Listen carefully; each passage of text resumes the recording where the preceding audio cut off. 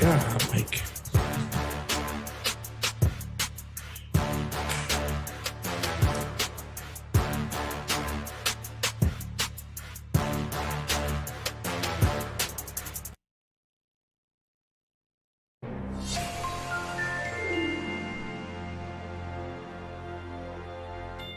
Welcome back to the Combo Couch, everyone. Pasta Jardula here. And I'm Fiorella. And Oz is here hanging out, spinning on the ones and twos. Ladies and gentlemen, thank you so much for joining us today. We got a great show, a lot of stuff to go over. And don't forget that we're going out to Colombia very shortly. So if you can help out, I'm going to start the show off. GiveSendGo.com/support the Combo Couch. I don't know, fam, but I think we might have to get COVID tests before we go there. I'm trying to figure that out. I know we have to get it before we come back, but they charge you an arm and a leg now because they have that whole testing industrial complex that's making money off this whole situation. So we need your support, ladies and gentlemen, but anything you can do will be greatly appreciated. But if not, as always, just hit the like button, hit the thumbs up, hit the share, do what you got to do. Go over to Rockfin if you can and follow us. That is our free speech platform where it lets us speak our mind on what we want to speak, when we want to speak it. Right, fam? Yes, fam. And thank you for holding it down yesterday. So I'm going to share with the fams why I wasn't here. I went to get LASIK eye surgery because since I was a child, I've had astigmatism, and I used to wear contacts, but then I have chronic dry eye. So like it would hurt my eyes and I would get scarring all the time. So then I just started wearing glasses because I didn't want to deal with it. And then, I figured since I'm going to go over to RT where it's going to be a lot of teleprompter, a lot of like reading, it's going to be obnoxious if I lose my glasses, whatever situation. So I didn't want to risk it, and I did it. And it's a whole new world. I feel like I can see everything and people's faces, and it's so sunny in Florida right now. So I'm a little sensitive to light. I'm like a vampire. I'm like this, don't shine the light on me. But yeah, so that's why I wasn't here. So I'm very lucky to be able to do that. And yeah, so that's why. And I hopefully now you won't see me like squinting at the camera if I don't have my glasses. So well, it's like that when the first time we met, when I walked into the restaurant and you were filling soy sauces and that song was playing, A Whole New World. None of that. So you guys see how he changed it up? Where we'll be. They don't play Disney songs at restaurants, Pasta, unless it's like a Disney restaurant. Dude, they named a casino out here the Aladdin after a fucking Disney movie. Don't tell me, fam. They're ridiculous with this shit. They changed it to Planet Hollywood, but it was the Aladdin. Fam, what's your point? That they named too many things after Disney. They freaking, they what's the word? They put Disney up on a pedestal and they praise Disney and they go there and they worship Disney. They worship a fucking mouse. That's what I'm saying. Yeah. We could go into that in, on another live stream. Maybe when if I ever do come to Vegas, and do a show with you and Steve and Gomez, but that's how the prices of these goddamn airfares. Fam, you need to be nicer to the Bank sisters. I saw you misbehaving. Like, how was I misbehaving with the Bank sisters, fam? Fam, you were being cringy, and yeah, just cringe. Just don't be cringe. That's all I ask. Who was being cringe? I'll let the audience decide what that cringe was. You're such a hater. Just start. I'm not a hater. I'm just saying hate. All right, fam. So I know there's still people coming on in, but we do have a hefty show, and I'm kind of not feeling at my best right now.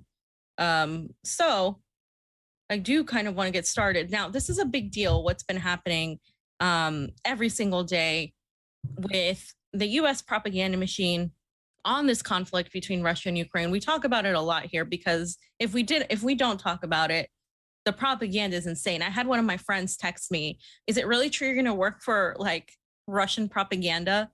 Like, and I'm like, well, they're going to allow me to say what I want. And, I get to really see what's going on over there. And yeah, like it's true. And it's not propaganda. Oh, but it's Russia's state affiliated media.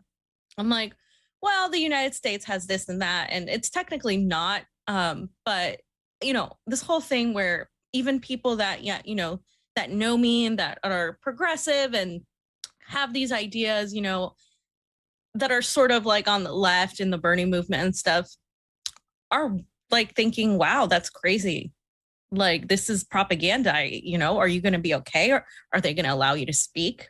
Yeah. And that just shows you how prevalent the lies manipulated by mainstream media are, and how so many people just fall for it. And, you know, I'm not mean. I'm like, if you're my friend, I have a little bit more patience with you, I guess. But yeah, so anyway. My good friend was like, is she going to be okay? Are they going to kill her for opening her mouth? I'm like, you know, I mean, where the freak did you guys get this information from? But we know where it's from. Johnny used to call it Empire Education. We talked about it this morning when we had a great show, not a cringe show, with the Bank sisters. It wasn't a bad show. I'm just saying you were cringe at times. Okay. Anyway. So fams. That was me draining threes onto over you. So fams. Yes. May I start? Or yes, please. I'm sorry. All right. So Azov has fallen, fams, and don't let them tell you that Zelensky rescued these Ukrainians and that they amicably surrendered and that this is how it happened. Azov has fallen. And this is a very key win right here in general for the whole war, because Russia has effectively won in terms of the military. And we keep saying this, but I mean, with this, it's extremely, I mean, there is just no other way that Ukraine can come up, as much as the United States and NATO would have you believe otherwise. So this is from the Ministry of Defense of Russia, okay? And they said, as a result of negotiations with representatives of Ukrainian servicemen blocked at the Azovstal iron and steel works in Mariupol, an agreement was reached to evacuate the wounded. At present, the ceasefire regime was established in the area of enterprise, and a humanitarian corridor was opened through which wounded Ukrainian servicemen were transported to a medical facility in Novozovsk, Donetsk People's Republic, to provide them with all the necessary assistance. And so the Combo Couch, of course, posted this video where we got it also from the Ministry of Defense. And in the last 24 hours, and I have an update from this, but in the last 24 hours at that time, so which was like yesterday night, remember Russia is about 7 hours ahead from the East Coast, 265 Azov nationalists, unit fighters, and Ukrainian servicemen blocked at the Azovstal plant, the ones that have been stuck there, laid down their arms and surrendered. And that included 51 wounded.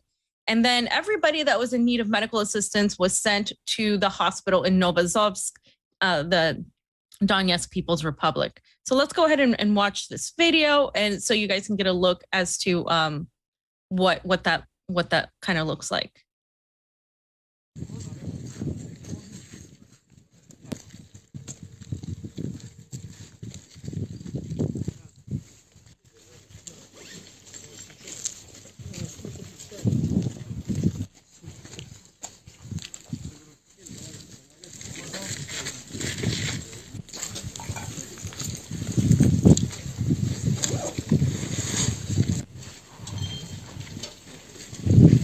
For the next one, you can.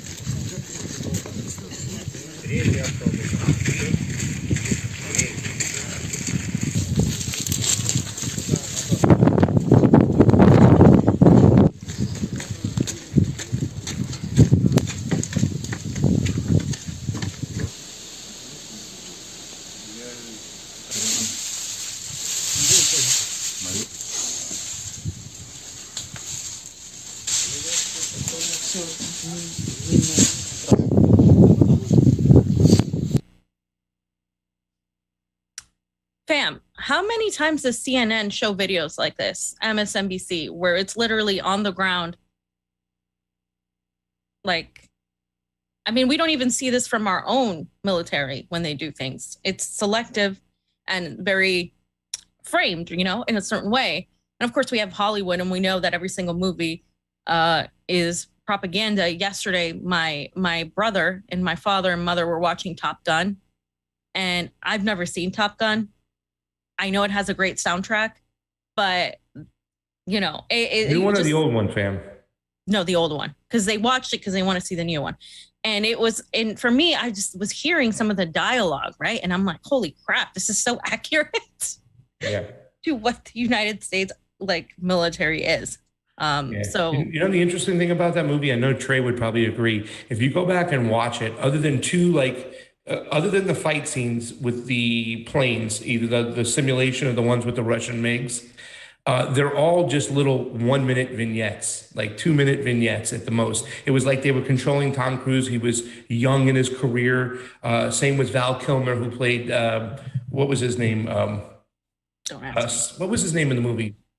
Thank you. Iceman. Jesus Christ. Hollywood. Iceman and Wolfman, right? That was, they're two guys and stuff like that. And it also had Anthony Edwards, who was Revenge of the Nerds in it. And Meg Ryan, who was Goose's wife and stuff. So it had a good cast.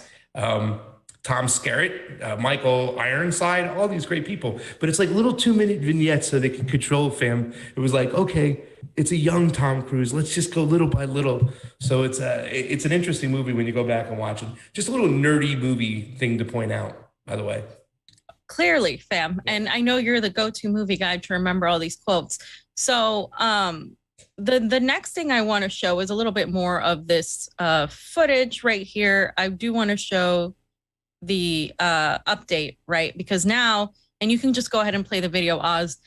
In Mariupol, now the number that of people that have continued to surrender went up as of this morning to 694 militants, including 29 wounded, a total of 959 since the 16th of May, including 80 wounded, of 51 who needed treatment. And like we said, they're treated, as you've seen me and the Convo Couch post on Twitter, with the according to the protocol of international law, following the humanitarian treatment of prisoners. When you see the vast majority of Ukrainian either captured or surrendered militants, they constantly talk about how they're better treated by the Russians than they thought. Now there is this push to not release the Azov members, because not everybody is an Azov member. There's a lot of Ukrainians that were forced to fight for Ukraine. And so the Russians are making a difference between the Azov battalion members and the ones that were forced to fight. They're all going to go on trial, but the Azov members, the people of Russia do not, and the government of Russia obviously don't want to release them, because the whole thing is to prevent this from happening again. So that's that. And I just want to talk about really quickly the way that some of these people, these blue checks online, that are still trying to kind of spin this in the right way, that Putin's losing this war, that there's a bullet with Putin's name on it, that he's hiding out, that, the Ukrainians, if you look at this paper, and I know I'm a newspaper guy, so I'm not going to go into it today, even though, I'd like you to see me with your new eyes with the hat on, and I'll make sure I'll be able to do that. But they keep on writing in the newspaper, the propaganda, that Ukraine is pushing back the Russians. Ukraine is pushing back the Russians. When we know the Russians are establishing a territory, they push forward a little bit and they pull back into the territory, which is the Donbass region and now Odessa and everything on top of the Black Sea. So they're still trying to lie and whatnot. And the way you can tell they're trying to lie is like, oh, Russia's in this crazy invasion. Yet every single person we know, from Congress, Nancy Pelosi, Mitch McConnell, Bono, all go into Kiev like it's the safest place in the world. They wouldn't go there if it was under threat. That's all you do is get fed lies by the mainstream media in the West. It's not even news now. It's just pure propaganda. Yeah, it stopped being news a long time ago. And that's why we're going to go over how the dangerous territory that we're going into. And speaking of the Azov battalion, right, and the constant denial of this, Alex Rubenstein and Wyatt Reed have been really good at pointing out the hypocrisy on Twitter of the US media and versus how they talk about the Azov battalion and versus how they talk about the white supremacists here and the shooter, right, as a white supremacist. We went over that the other day. But in particular, Biden addressed the nation in this clip, talking about how the United States will not tolerate white supremacy. This is Joe Biden, the author of the 1994 crime bill, the author of the Patriot Act, the one that it talked about a racial jungle, the one that has worked with segregationists. I mean, this is Joe Biden we're talking about. Apart from his history, now the United States is continuing to send billions of dollars to Ukraine, which ends up in mostly the hands of those in control, which are the Azov battalion. So let's hear what Biden had to say about white supremacy. Individual lives of love, service, and community that speaks to the bigger story of who we are as Americans. A great nation, because we're good people. Jill and I bring you this message from deep in our nation's soul. In America, evil will not win, I promise you. Hate will not prevail, and white supremacy will not have the last word. Fam, isn't it so rich? Because the only two things you really forgot was the fact is that he gave a eulogy for a Klans member. We can't forget about that, the Robert Byrd situation. And he did say he didn't want his kids growing up in a racial jungle, right? And he asked for a wall way before Donald Trump. So Yes. It's just rich and nice and beautiful that this person's telling us that we don't have to deal with white supremacy. Please. Yeah, and as you always point out, nothing is more racist and white supremacist than going around and bombing people in other countries, primarily countries in the global south, countries in the Middle East as we know it, or West Asia. And that to me is extremely racist, starting the Libyan slave trade under the Obama administration, under Secretary of State Hillary Clinton, and what they've done to countries like Lebanon, Syria, Iraq, Afghanistan, what they allow Israel to continue to do to Palestinians, the allowing journalists to be killed like nothing. And so that is, and let's not forget Yemen. So when we talk about white supremacy, if you want to, if you're only, and I say this again, and I'm going to say it until people get it, if you're only talking about it in terms of a domestic issue, you're not really talking about the whole thing, because it is a foreign policy issue, because our military trains our police. So if you want to talk about that, I mean, you're talking about the whole empire as a whole. It needs to feed itself. It's a machine, and it needs to be fed by more war. And that's what it is. And you can't take out and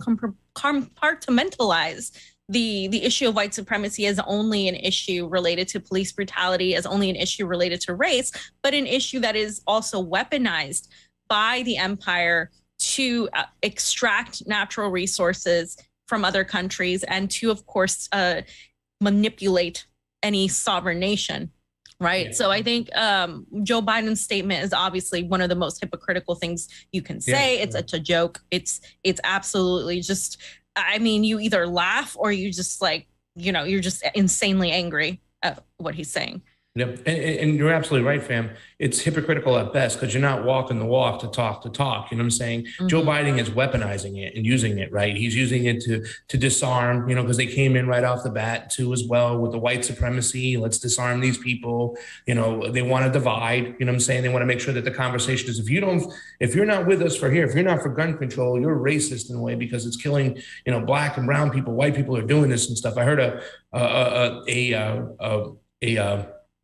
a professor or something from USC saying that like 80% of the murder that was committed in the United States was by like white supremacists and mentality. Or I don't know what he was trying to say. I was like, wait a second. And I don't want to question this stuff, and it's also meant to distract, right? Yeah. If we have these conversations, he's amping up all this stuff. We're not paying attention to what's going on in the Ukraine and the money they're giving them. We're not paying attention to the Pfizer data dumps. We're not paying attention to all the economic woes of the both Democratic and Republican parties. You know what I'm saying? This is major distraction. And at the end, to solidify all these they use the demonetize. They start cutting everybody, silencing everybody, taking people down. And it's at the highest level it's ever been. Remember the other day you put up that Ukrainian maps was taken down? I mean, it's who's next? Who's next? Who's going to be demonetized? Who's going to be, the platform? Mm-hmm. Caleb Maupin, everybody. I mean, it's going to be, it's ridiculous. And all this is meant to happen in a way they wanted this to happen. You know what I'm saying? This is all pre-planned,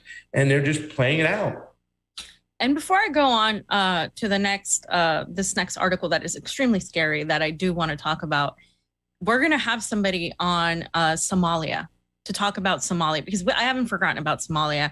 You know, several of our audience members were talking about it and reached out. And I think it's important, especially, of course, with the invasion. And it is an invasion by the United States, and the hypocrisy, of course, of people not having Somalian flags around their borders and their profile pictures, and, you know, that whole thing, and how it's not a U.S. How, you know, their whole little shtick is like, oh, well, Somalians asked for the help of the United. No, that's not how it works here. So we're going to talk about that. We're going to have a guest on that's an expert on that on Friday, and I just confirmed with them. So look out for that, because we will be talking about it, in case you're wondering why we haven't. So the New York Times actually posted this article about this bill that is being drafted in the Senate that would actually allow the U.S. courts to try war crime cases, even if neither of the perpetrators nor the victims are American. And this is, of course, in response to Russia's targeting of civilians in Ukraine. And as you guys can see, that's the article says Russian atrocities prompt bipartisan push to expand U.S. war crime law. And I'm just going to read a couple of things from here. So this is a bipartisan bill, senators from both parties, and this would expand the 1996 law, that war crimes law, to give American courts jurisdiction over cases involving atrocities committed abroad, even if neither party is a U.S. citizen. And the idea behind this is was obtained by the New York Times, and it's that if someone who committed war crimes abroad later comes to the U.S. and is discovered, that person could be prosecuted by those actions for those actions by the Department of Justice. Killing of civilians and the discovery of mass graves in parts of Ukraine that had been occupied by Russian troops have incited this international outcry. And this is what Mr. Grassley, the bill's author, said. He said the United States must not be a safe haven for war criminals looking to escape justice in their home country. This bill sends a strong message that people who commit war crimes are not welcome here and should be punished, regardless of where their offense was committed or who they victimized. Perpetrators committing unspeakable war crimes, such as those unfolding before our very eyes in Ukraine, must be held to account. We have the power and responsibility to ensure that the United States will not be used as a safe haven by the perpetrators of these heinous crimes.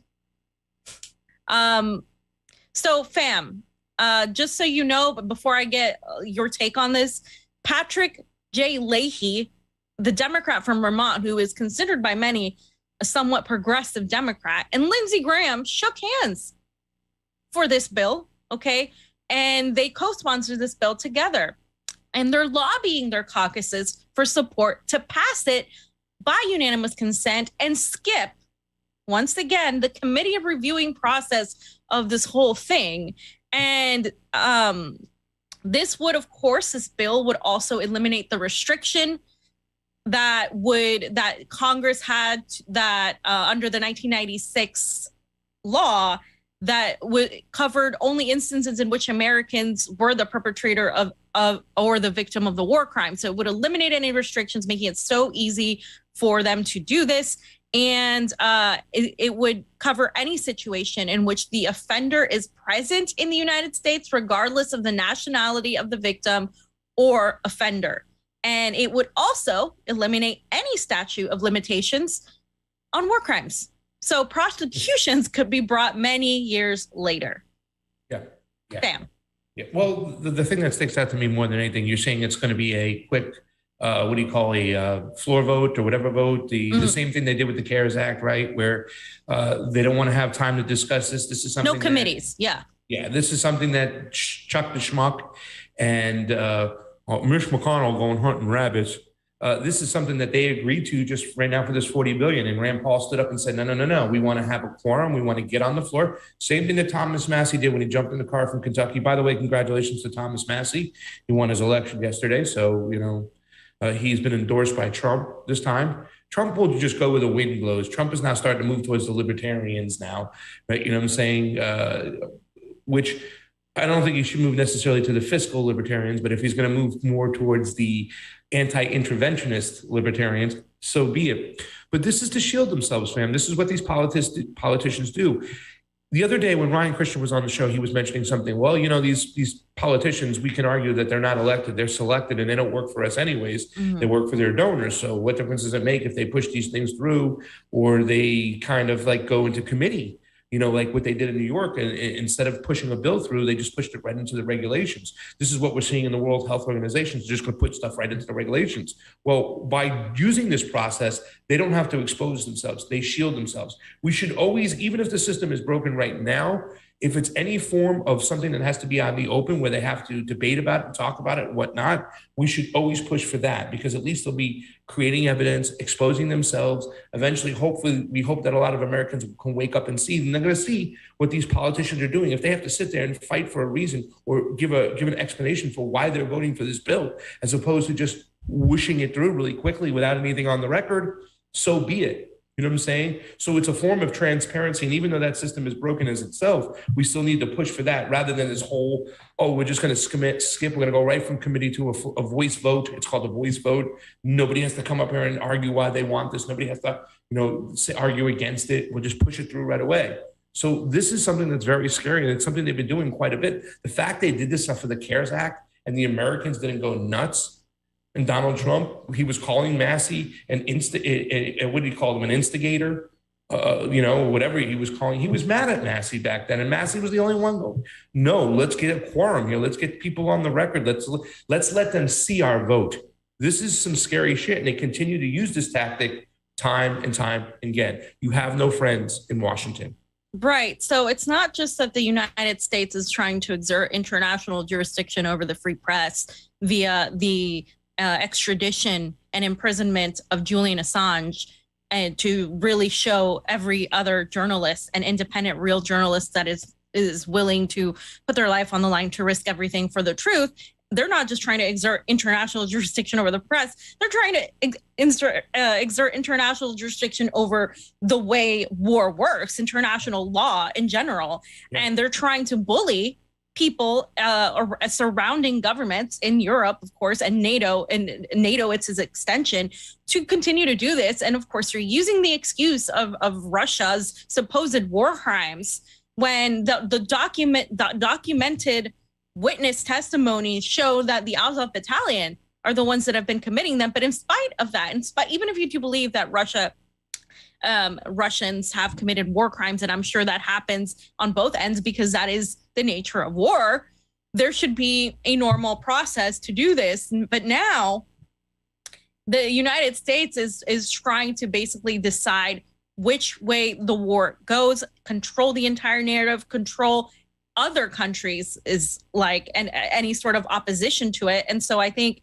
this is extremely dangerous. It's just, once again, an attempt to control every single aspect. And it's something that people should be entirely opposed to, no matter where you fall on this side of this conflict, because one day you could be on the side where you're getting accused of something that you didn't do. And if they're going to accuse Julian Assange of sharing classified information, and that's literally journalism, is publishing documents that expose and are, you're the watchdog of the national security state of the government, essentially, then they could say that Vladimir Putin is committing war crimes and try to get him that way. Their whole agenda is to really get rid of Vladimir Putin, is to have Russia lose any sort of control over Eurasia, and to really wage this new Cold War against both Russia and China. And it shows in what they're trying to do here. Yeah, well, better to lose control of Eurasia than Uranus. So,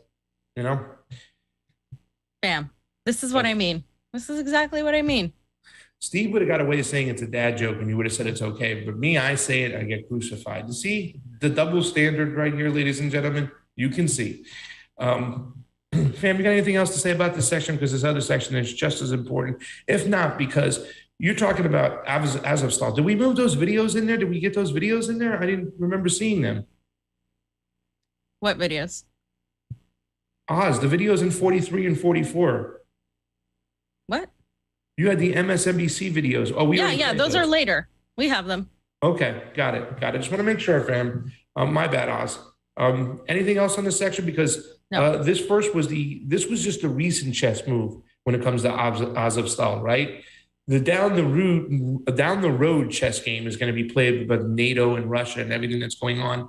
I think people are sleeping on this, fam, because to me, as I'm seeing this, it reminds me a lot of World War II, World War I, people taking alliance with other countries, putting places in the chessboard ready to make a move. I don't know, fam, but anything else about the other thing? No. I'm going to dive right into it. We'll read the super rays after this one. This is Finland and Sweden are joining NATO, and it heightens war, and it does heighten war. Fam, what is this here that you have the first clip right now? It's not a clip. It's just a picture of Vladimir Putin talking with the Finland president, Sauli Niinisto, at the Finnish side's initiative. So Vladimir Putin and him had a conversation over the phone, and they exchanged their views over this whole situation of Finland joining NATO. And Putin basically said that rejecting the traditional policy of military neutrality would be wrong, since there are no threats to Finland's security. So if in case you guys don't know, Finland and Sweden border Russia. So them joining NATO is an extreme escalation, because you would have NATO troops and threats all over on one side of Russia's border. And this wasn't supposed to happen. They had pledged neutrality, and now they're seeking to join NATO. So I'm going to continue reading this part from the Russian Ministry of Foreign Affairs.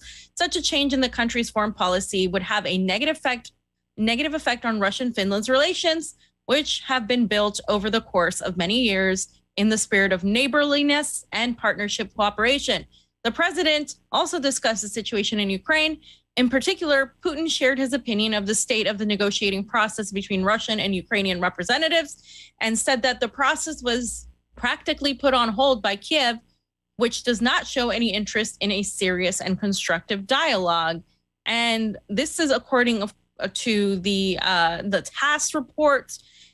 And Finland's parliament reportedly approved the country's accession to NATO. 188 lawmakers voted for the accession, while 8 voted against it. And this was this past Tuesday. And the decision needs to be approved by the Finnish president, Sauli Niinisto, and it should be, according to them. And he's right now on a visit to Sweden, which is also, of course, seeking to join NATO, and he should be approving this remotely. After the approval, then the application will be submitted to NATO headquarters in Brussels together with the Swedish one. So they're doing this at the same time. Make no mistake, this is entirely coordinated. And Putin again said that this is an error, since there are no threats to Finland's security, and the foreign policy is going to impact bilateral relations that were built for many years.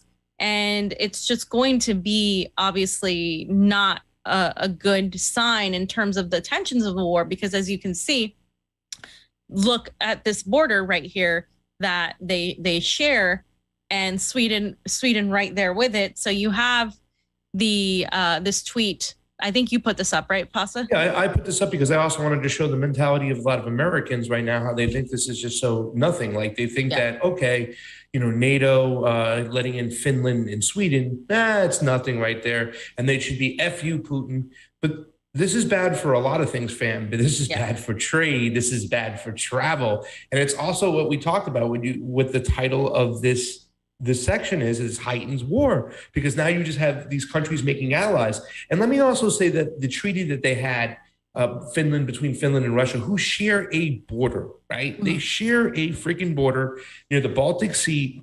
It was watered down, this treaty, by Yeltsin in '98. When it was renegotiated, and it was brought back to the table, this kind of peace treaty between Finland and Russia. It was in 2004. It was already watered down as can be. So a lot of people said they can see something like this happen. And the main thing I want to point out, fam, is that this is the governments of Sweden and Finland making these decisions. They did not take this to the people. There was no referendum. They didn't have a vote on it. This is leaders being very, very fucking dangerous. And it doesn't help for the security of Finland and Sweden. It actually puts them in a worse position right now. I mean, is Finland not learning anything from what's going on in the Ukraine right now? Anything whatsoever? You know what I'm saying? And if God forbid that, you know, the neocons ever get their way and there's war with Russia, Finland and Sweden are going to be taken out quickly. They're going to be hit hard, along with Romania, along with Bulgaria, and along with whatever the hell's going on with Ukraine right there. They've just put themselves in danger. This is the leadership acting irresponsible, not the people, the leadership. Yeah, absolutely. Good points that you raised as well. And I mean, they're not the only ones that are, Russia isn't the only one that's opposed to this. Turkey, right, is opposed to NATO's membership for Sweden and Finland.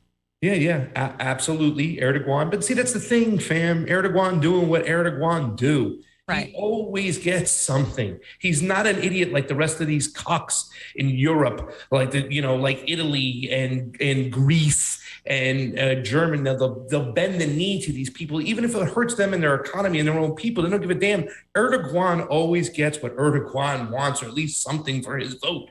And it might not even be something for his vote. It might be something for a no vote. You know what I'm saying? Because first of all, Erdogan and Turkey have beef with Sweden and Finland. Why? Because the PKK, otherwise known as the PKK, which I heard on the network you're going to work for soon, they're very much sympathized, and they actually have members in parliament, I think, in Finland and whatnot. So they've always had issues. They've had issues with trade deals and whatnot. I'm going to read this right here. And this is just so, it says, President Recep Erdogan has confirmed Turkey's opposition to NATO members for Finland and Sweden, shooting down a proposal by the Nordic countries to send delegations to Ankara to address the matter. We will not say yes to those countries who apply sanctions to Turkey to join security organizations. Erdogan said in a news conference Monday, referring to Sweden's 2019 decision to suspend arms sales to Turkey over its military operation in neighboring Syria.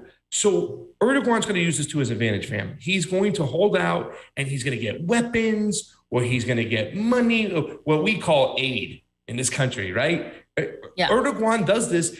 Listen, when Azerbaijan wanted to make sure that they got some territory back from Armenia, who did they go to? They went right to Erdogan because Erdogan knew he can get that deal with Russia. And guess what? They got that deal. Right? So this is Erdogan doing what Erdogan does. And that's why he's kind of like putting up a little stink about it, but he's just jockeying for position for what he wants. And that's all that is, man.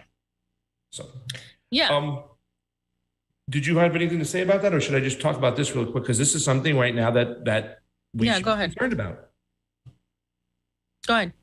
So this is, now Russia pretty much, when I talked to Neb yesterday, he told me how Russia, like pretty much, they own the Black Sea. The Black Sea is theirs. Now, the Baltic Sea is a little bit different. The Baltic Sea is up in that area over there by Finland and Sweden. Well, Russia has now told them, you know what? We're going to withdraw from the Council of Baltic Sea States, the foreign ministry says. That doesn't mean that they don't plan on being in the area, fam, or running military operations.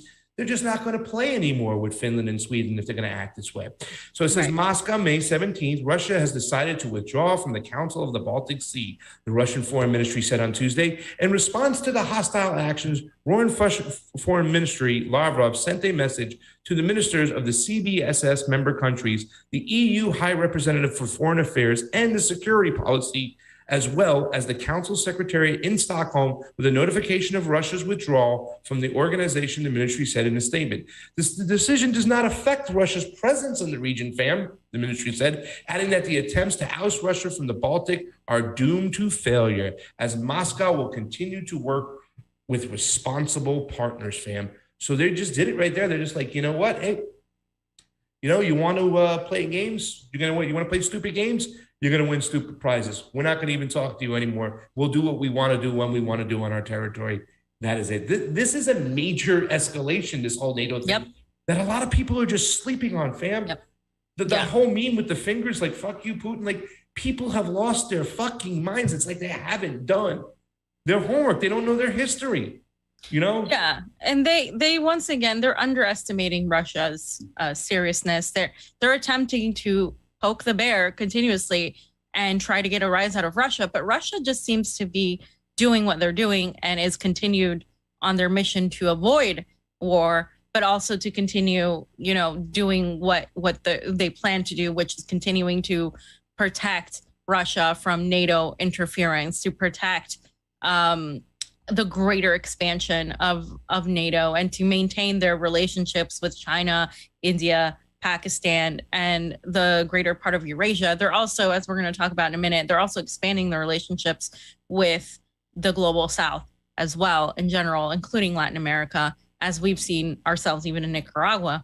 So I don't think people understand how much this escalates, because now you have Finland potentially joining NATO, and then of course having NATO troops on Russia's border. Russia isn't going to have that. So yeah, here we go. What if they put missiles there again, fam? You know what I'm saying? Here we go again. This is like the same thing, and nobody says anything. And from what I understand is that their media is much like ours. Like, it's hardcore, you know, like the Atlantic. It's all about NATO and Russia the evil and whatnot, and they're warmongers. I can't confirm this because I don't speak the language, but that's what I've read in a couple articles, and it really is a shame because this did not go to the people. There was no referendum, and they're putting all these people in danger. You know, some of this crazy leadership. I hope that some protests pop up in these countries and we get to see that, and I hope some people show them. So if you're in Finland or Sweden and there's protest against this, please show that. I want to make sure we get this information out. Fam, you know that you're becoming more libertarian every day. So I went and got the Liberty Report for you. And this is once again the dangers of Mitch McConnell going and saying that Russia should be listed as a terrorist state. So here's the Liberty Report giving an update on how dangerous this is from the man's company who invented the term or coined the term or made it popular and famous, blowback. Take a look at this.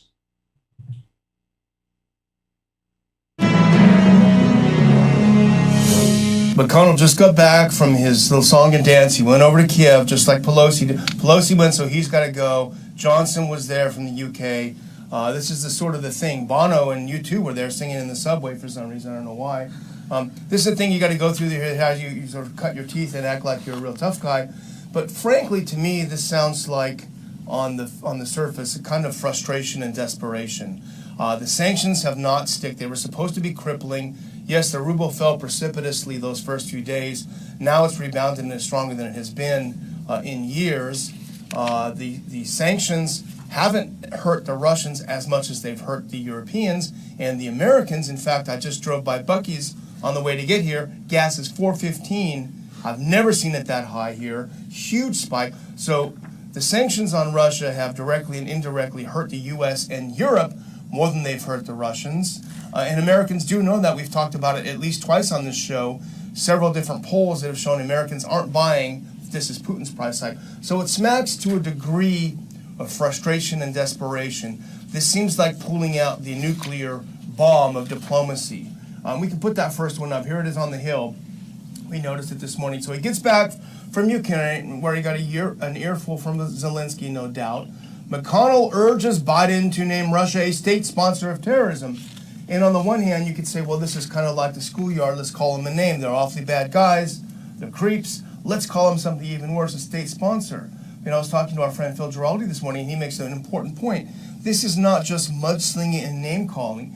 He said it has legal consequences that go beyond just the usual sanctions. This isn't just sanctions.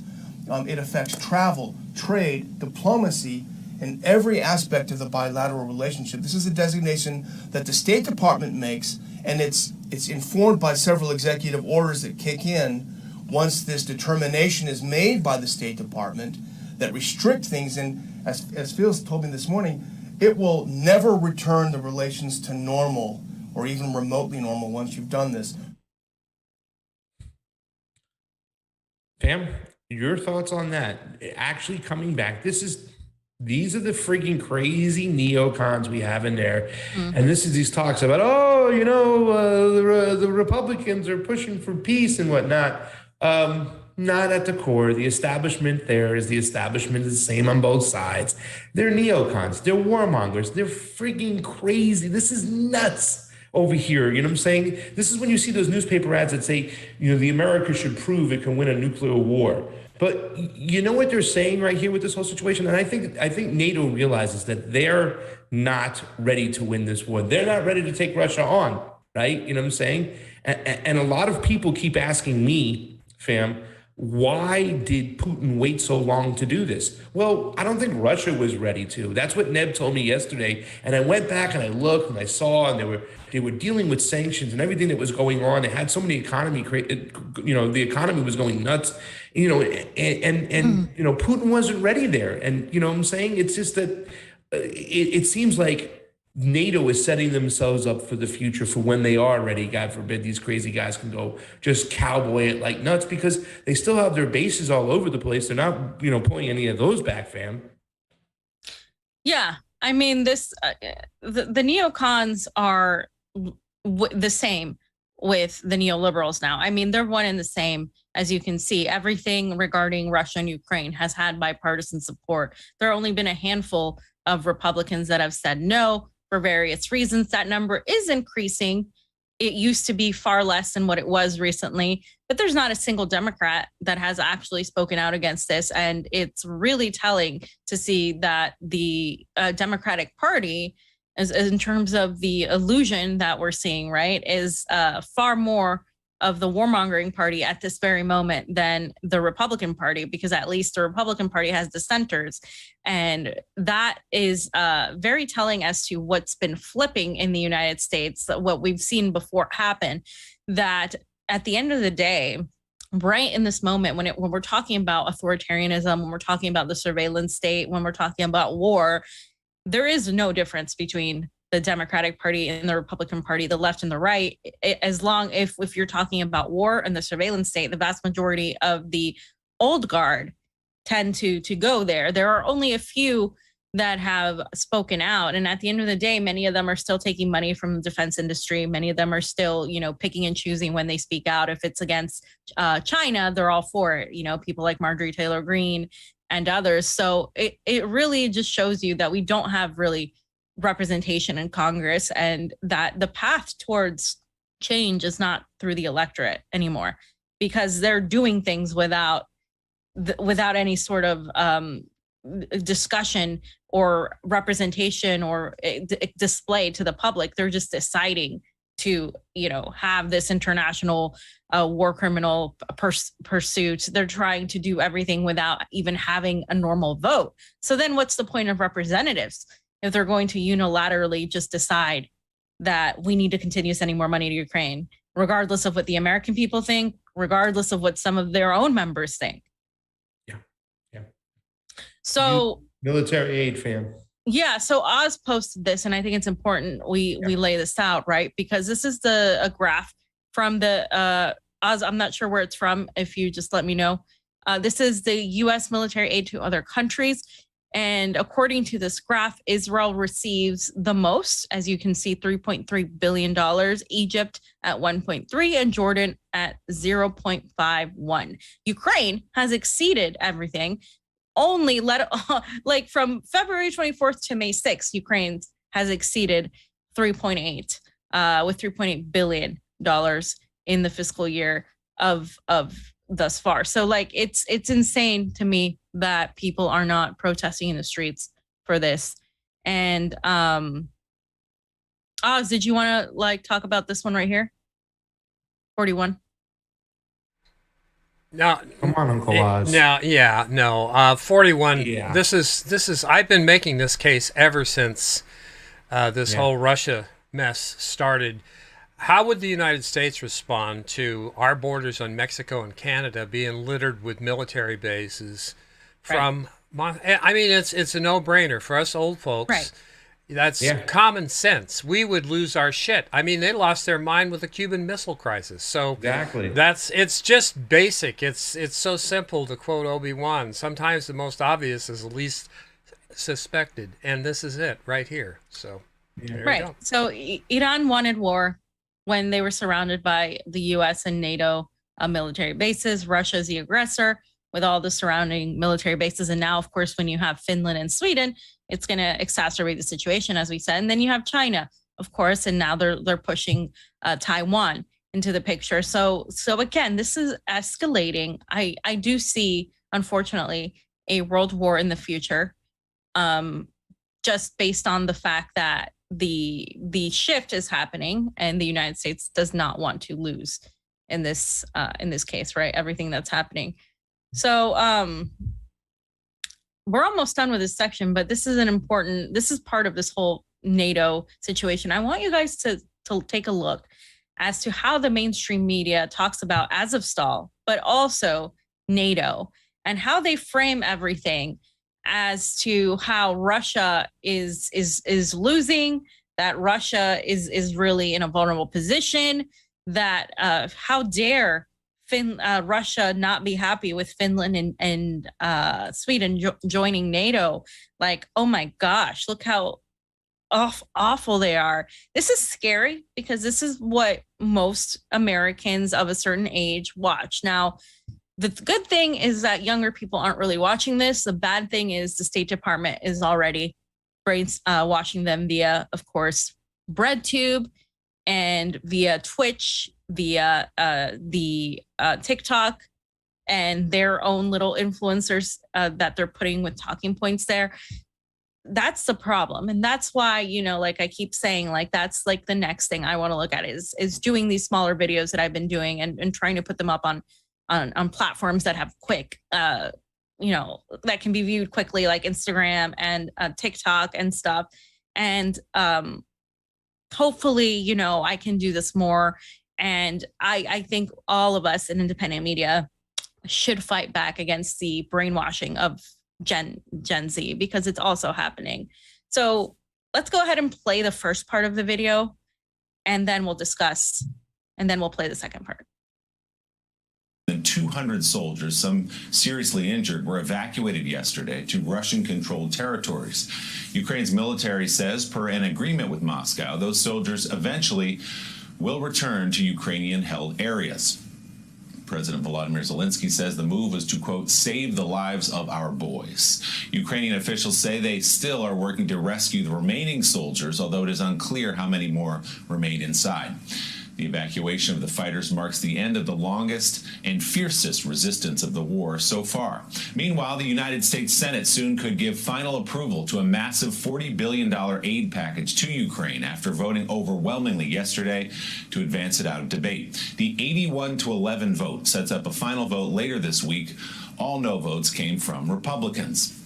The package passed the House with a significant majority last week, but was stalled in the upper chamber after objections from Senator Rand Paul of Kentucky. Senate Minority Leader Mitch McConnell pushed for the passage of the bill on Sunday after meeting with Ukrainian President Zelensky in Kyiv. According to the New York Times, hours after that meeting, McConnell offered a strong counter-argument to Republican isolationists who have questioned the U.S. sending another aid package to Ukraine. This is not some handout, Mr. McConnell declared in comments that just as easily could have been directed at lawmakers he leads, writes the Times. It is important for the United States to help. It's important for the free world to help. It's important for the Ukrainians to win, and hopefully not many members of my party will choose to politicize this issue, a quote from Mitch McConnell. So, Joe, that's a direct shot, of course, from Mitch McConnell to Rand Paul and to many other members of his House constituency who say, why are we sending all this money to Ukraine when we've got all these problems at home? The package is going to pass, but there is a group of Republican holdouts that McConnell was speaking to directly yesterday. Yeah, there certainly was, and obviously isolationism has been a growing trend in the Republican Party for some time. Donald Trump, of course, hated NATO. He hated that the United States would have to defend other countries if they were drawn into war. He tried to destroy NATO.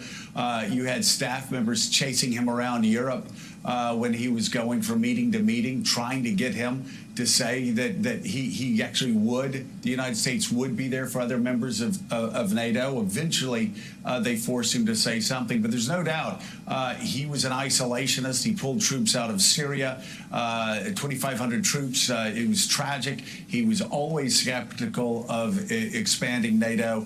And so, Ed Luce, obviously, Mitch McConnell's comments, very important to the Republicans in the Senate and to the Republicans in the House as well, talking about the benefits of the United States supporting Ukraine. And I found it interesting. We're going to talk about this Russian television commentary in a little bit, but I found it very interesting that just as Vladimir Putin's mouthpieces on Russian television love Fox News, they love playing Fox News clips all the time, they also noted that it was Rand Paul that was doing Russia's bidding, that was doing Vladimir Putin's bidding, but said, well, we can't count on him much longer. They're probably going to be able to roll him. Yeah, I mean, Rand Paul is doing Putin's bidding by questioning the fact that the United States, mid like a 40-year record high inflation, is sending copious amounts of money without any sort of oversight to Ukraine. I mean, yeah, he's doing Putin's bidding. No, he's actually looking at, hey, perhaps we need to look at the fact that this isn't really something that we should be doing right now. And the fact that they frame it this way, and they talk about you notice how they talk about Putin, and they talk about Russia, and they talk about everything. I mean, it's so disingenuous, and you can tell that they're told to talk about it this way, that these are talking points that they're told, that they're reading, because if you go to CNN and if you go to the vast majority of this liberal media, they say the same thing. In fact, if you go to Fox, they say the same thing, except Tucker Carlson. Tucker Carlson is given more free reign to say things. And so anytime now that you want to discount anything that is being said, now you blame Tucker Carlson, as we saw. They're blaming Tucker Carlson for the shooter, not the whole system as a whole.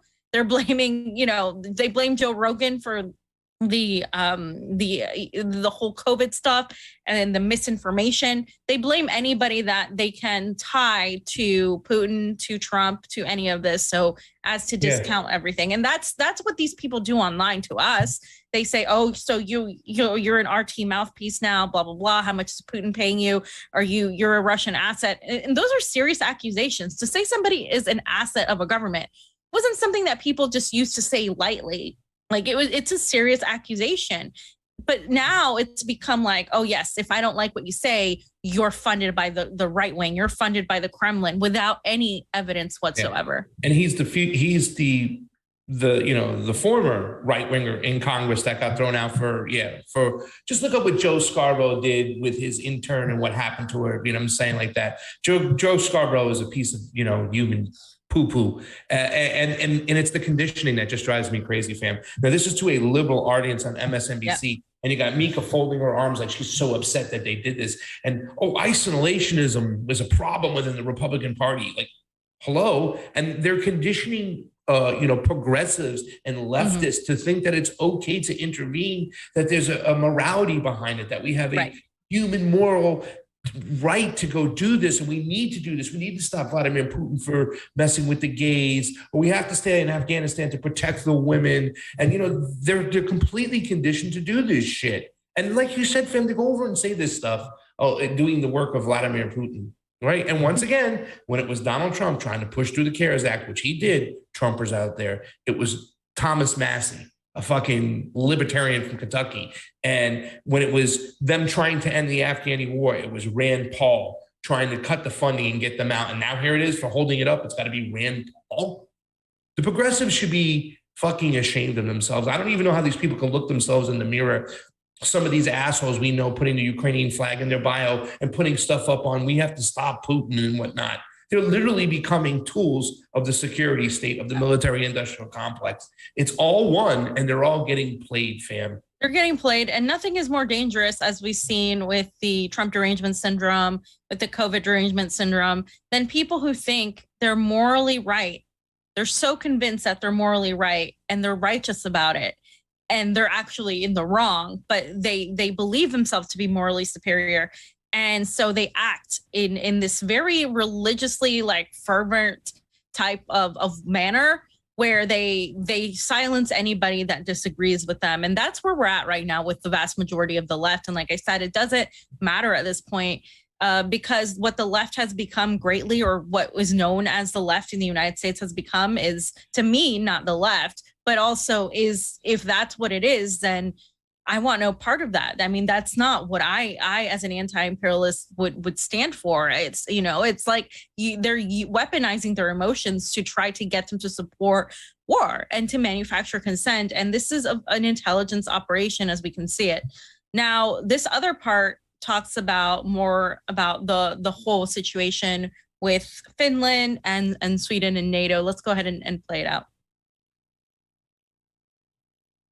Rand Paul, as you know, is warning about the inflationary impact of this bill, which, is somebody who works for a financial newspaper, is laughable. There is no empirical basis in that. But yeah, they're paying very close attention in Russia to this Lend-Lease bill, because they know that $40 billion in Ukrainian currency is a lot of weapons, a lot of support, a lot of sustenance for a country that is gaining in confidence and that is preparing a major counteroffensive in the east to try and dislodge some of Russia's gains there. So $40 billion, we're beginning to talk real money here. This is an extraordinary act by the United States. It really is. A retired Russian colonel is giving an honest and damning assessment of Russia's performance in Ukraine, appearing on state television yesterday as part of a panel.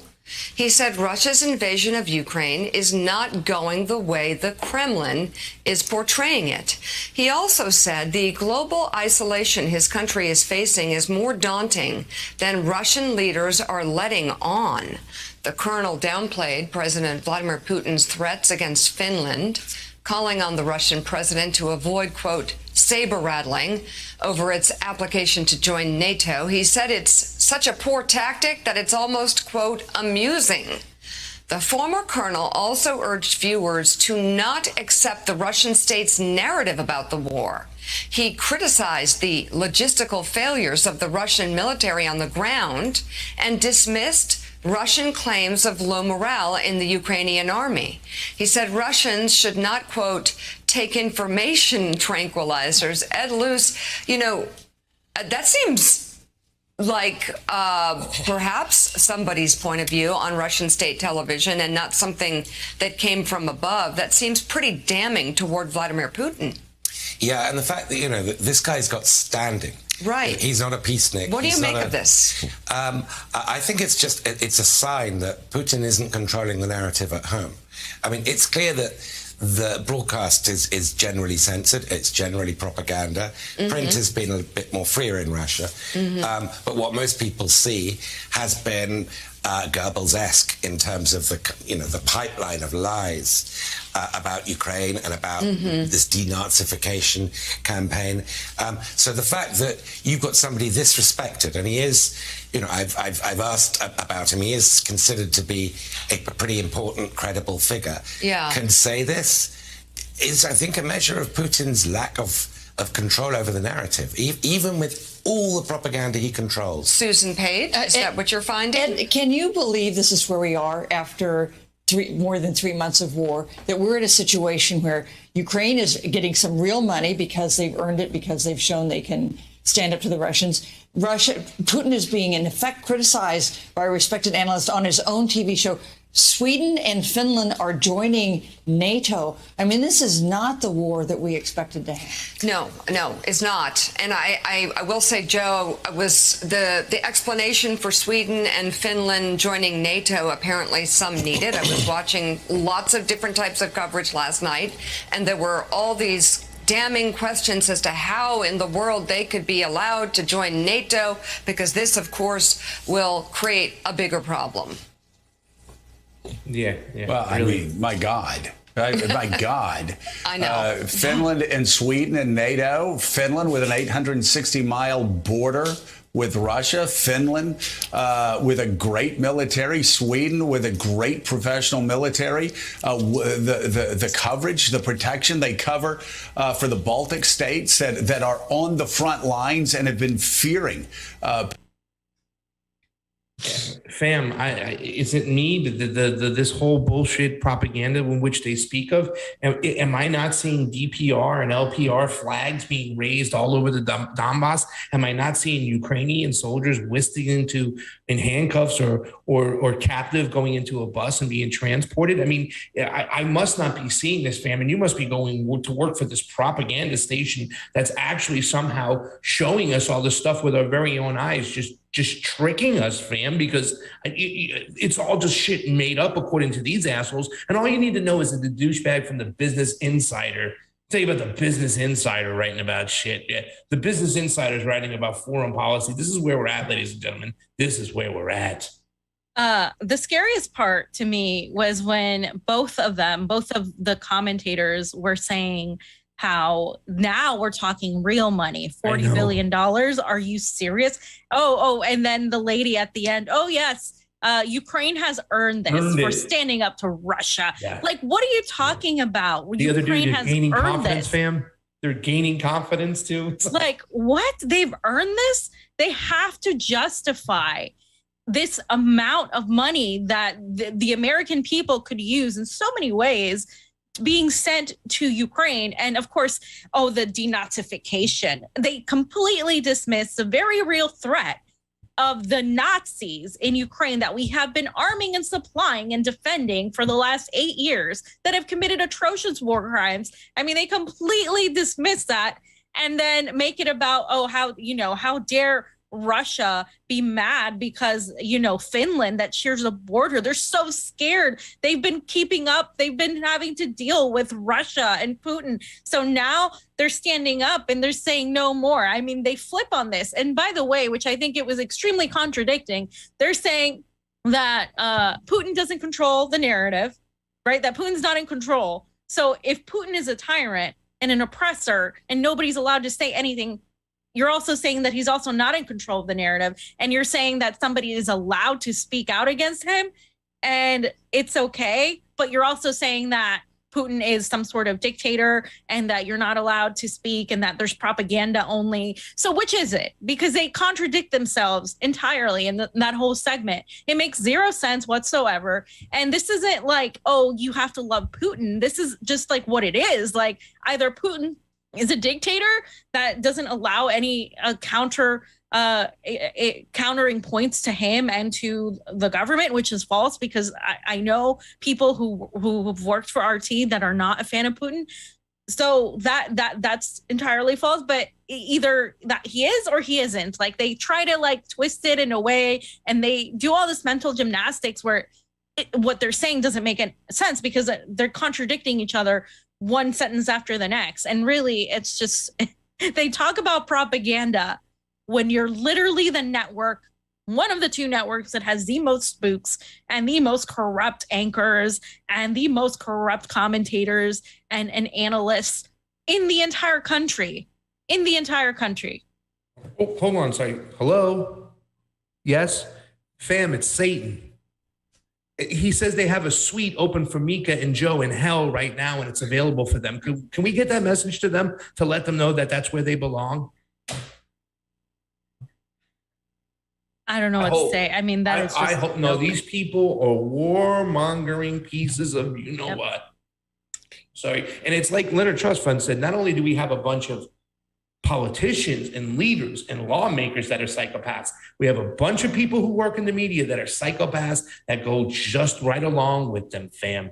They deserve a place in hell. You know who doesn't deserve a place in hell? Who deserves a place in a savage land? The Russian Ministry of Foreign Affairs spokeswoman. She let out this massively based statement, because basically what happened is that Elon Musk commented, right? Elon Musk commented on how Joe Biden is an empty suit and warned that if the US government continued printing money, that inflation would get worse. And guess what, fam? He did what every single Republican or libertarian that doesn't like, socialism and always says, Venezuela, we're going to become Venezuela. We're going to become Venezuela. Well, she had something to say about this, and her name is Maria Zakharova. And she basically, this is what she said. She said, I know nothing about the empty suit. They would know better. But it is completely wrong to compare the United States to Venezuela.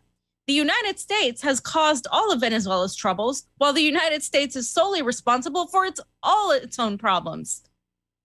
She said the people of Venezuela are reacting staunchly and with great dignity to Washington's criminal interference in their state's domestic affairs, and they continue to live and develop despite tremendous U.S. pressure. The people of the United States have not yet experienced even 1/1000th of the sufferings to which U.S. presidents have doomed other countries and peoples. And when they feel all these hardships, including galloping inflation, sanctions, impoverishment, persecution, etc. Based. So she is pointing out, and by the way, just to remind everybody, Putin's government is not a socialist government.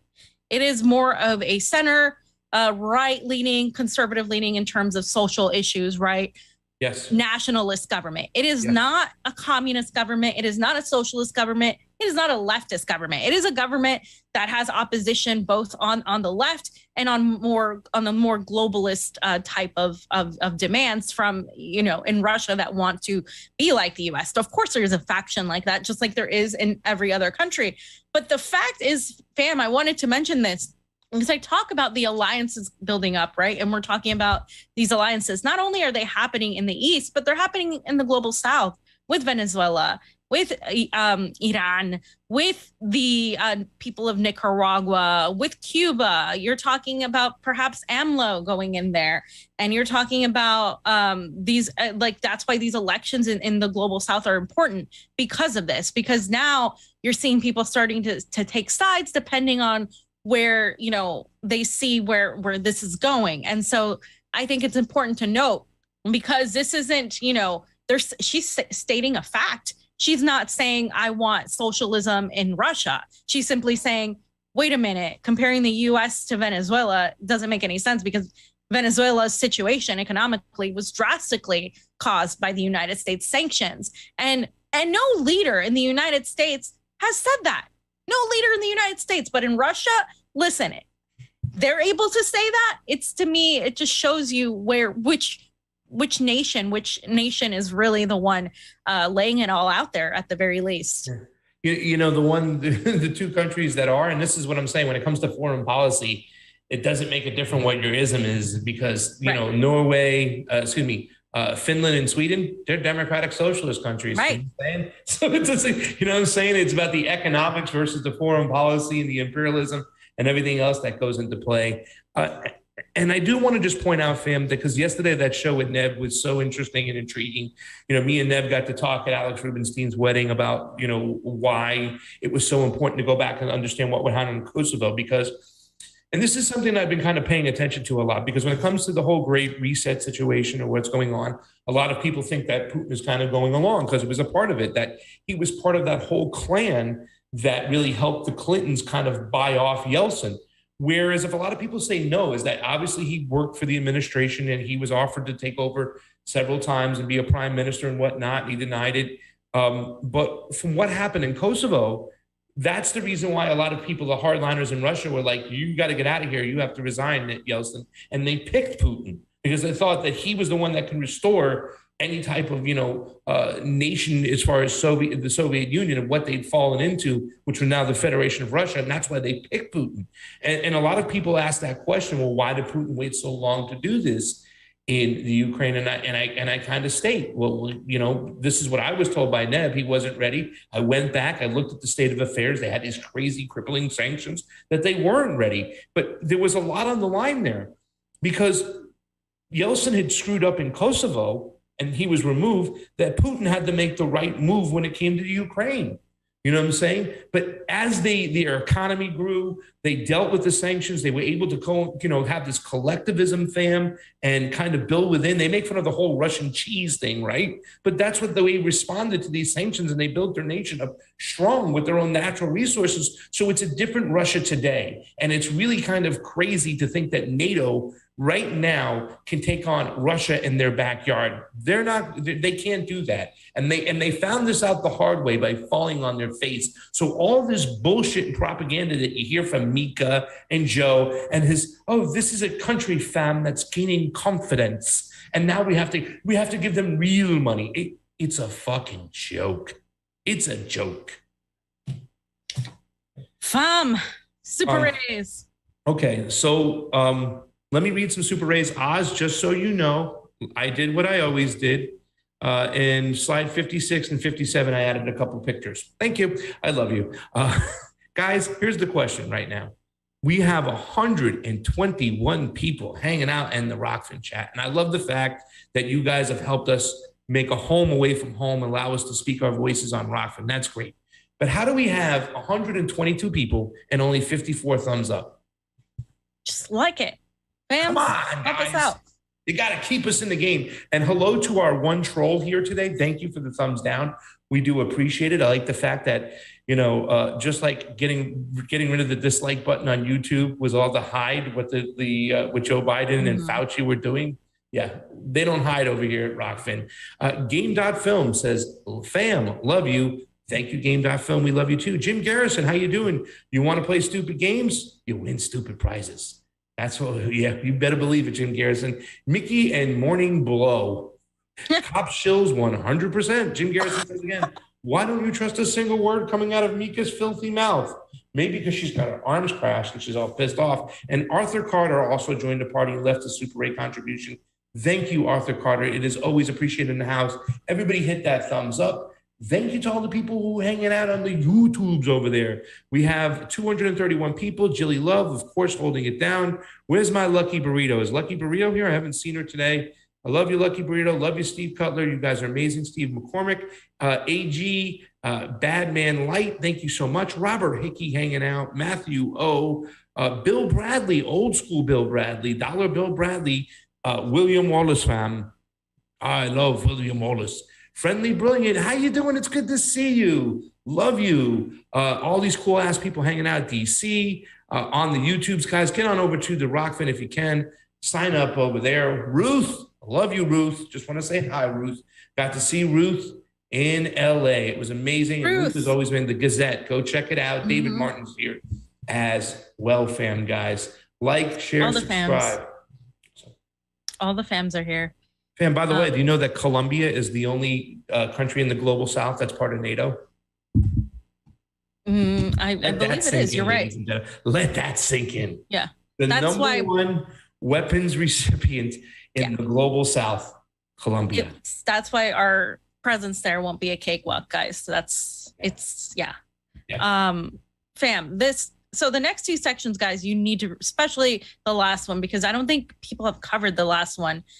We covered the first part when the evidence came out, but now there's more evidence. But this is a positive thing, I think, for now, right? Pasta, the Ministry of Truth, or the Disinformation Governance Board, as it's properly named by the Department of Homeland Security, has been paused.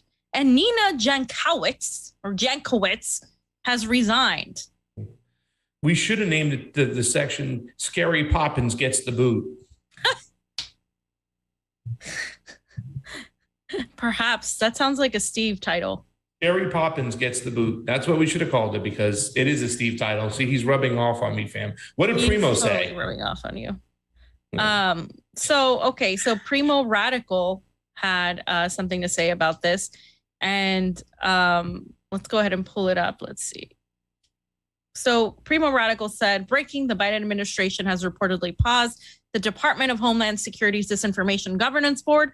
The board, which critics dubbed the Ministry of Truth, had been headed up by the controversial Nina Jankowicz, who resigned yesterday.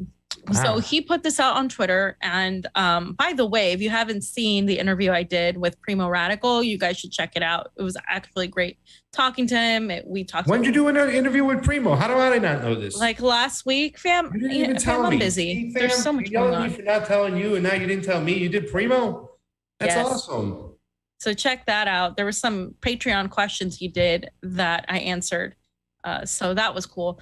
But you have this from the Daily Mail, fam. Yeah, fam, you want to keep using those new eyes and read it? Are you blind now? So the I Biden's just like the way those disinformation- new eyes are working. The Biden's disinformation board is paused after just 3 weeks, and its head Nina Jankowicz resigns after sparking outrage for pushing debunked Russian collusion claims and calling Hunter Biden's laptop a Trump campaign tool. And let's see, the Department of Homeland Security is pausing the disinformation board. And let me go to the actual slide because it's a little bit, it's even tiny for my eyes. It says Jeez. id and its head, Nina Jankowicz, There we aka go. Scary Poppins, have been under intense scrutiny. And we're going to show some of that scrutiny. Republicans accuse the Biden administration of creating a ministry of truth, and they have criticized Jankowicz's history in the field of disinformation. She resigned from the role on Wednesday as reports emerged of their pause.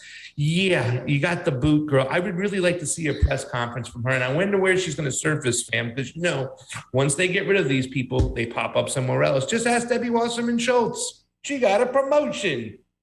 She is Scary Poppins, though, and she was extremely unpopular by a lot of people, for a lot of people, even people that are progressive, from Republicans to progressives. I mean, she was not liked at all because of her cringe, fam, and really cringe, far more cringe than you, takes on the government disinformation governance board with her little jingle to Mary Poppins. I mean, it was just really scary. She's not somebody that was liked, so it's no surprise. This is a good thing. However, we have to watch them because they're doing it anyway, and they're going to keep their tabs on all of us who are opposing this narrative. Yeah. Well, let's take a look at some of the pressure and everything that was kind of exerted on them from Senator John Kennedy. We have a little bit of Josh Hawley. This was when they had the Department of Homeland Security Secretary Alejandro Mayorkas on task and hit him about the Ministry of Truth. And they really concentrated and honed on Scary Poppins, aka Nina Jankowicz. So. I am in awe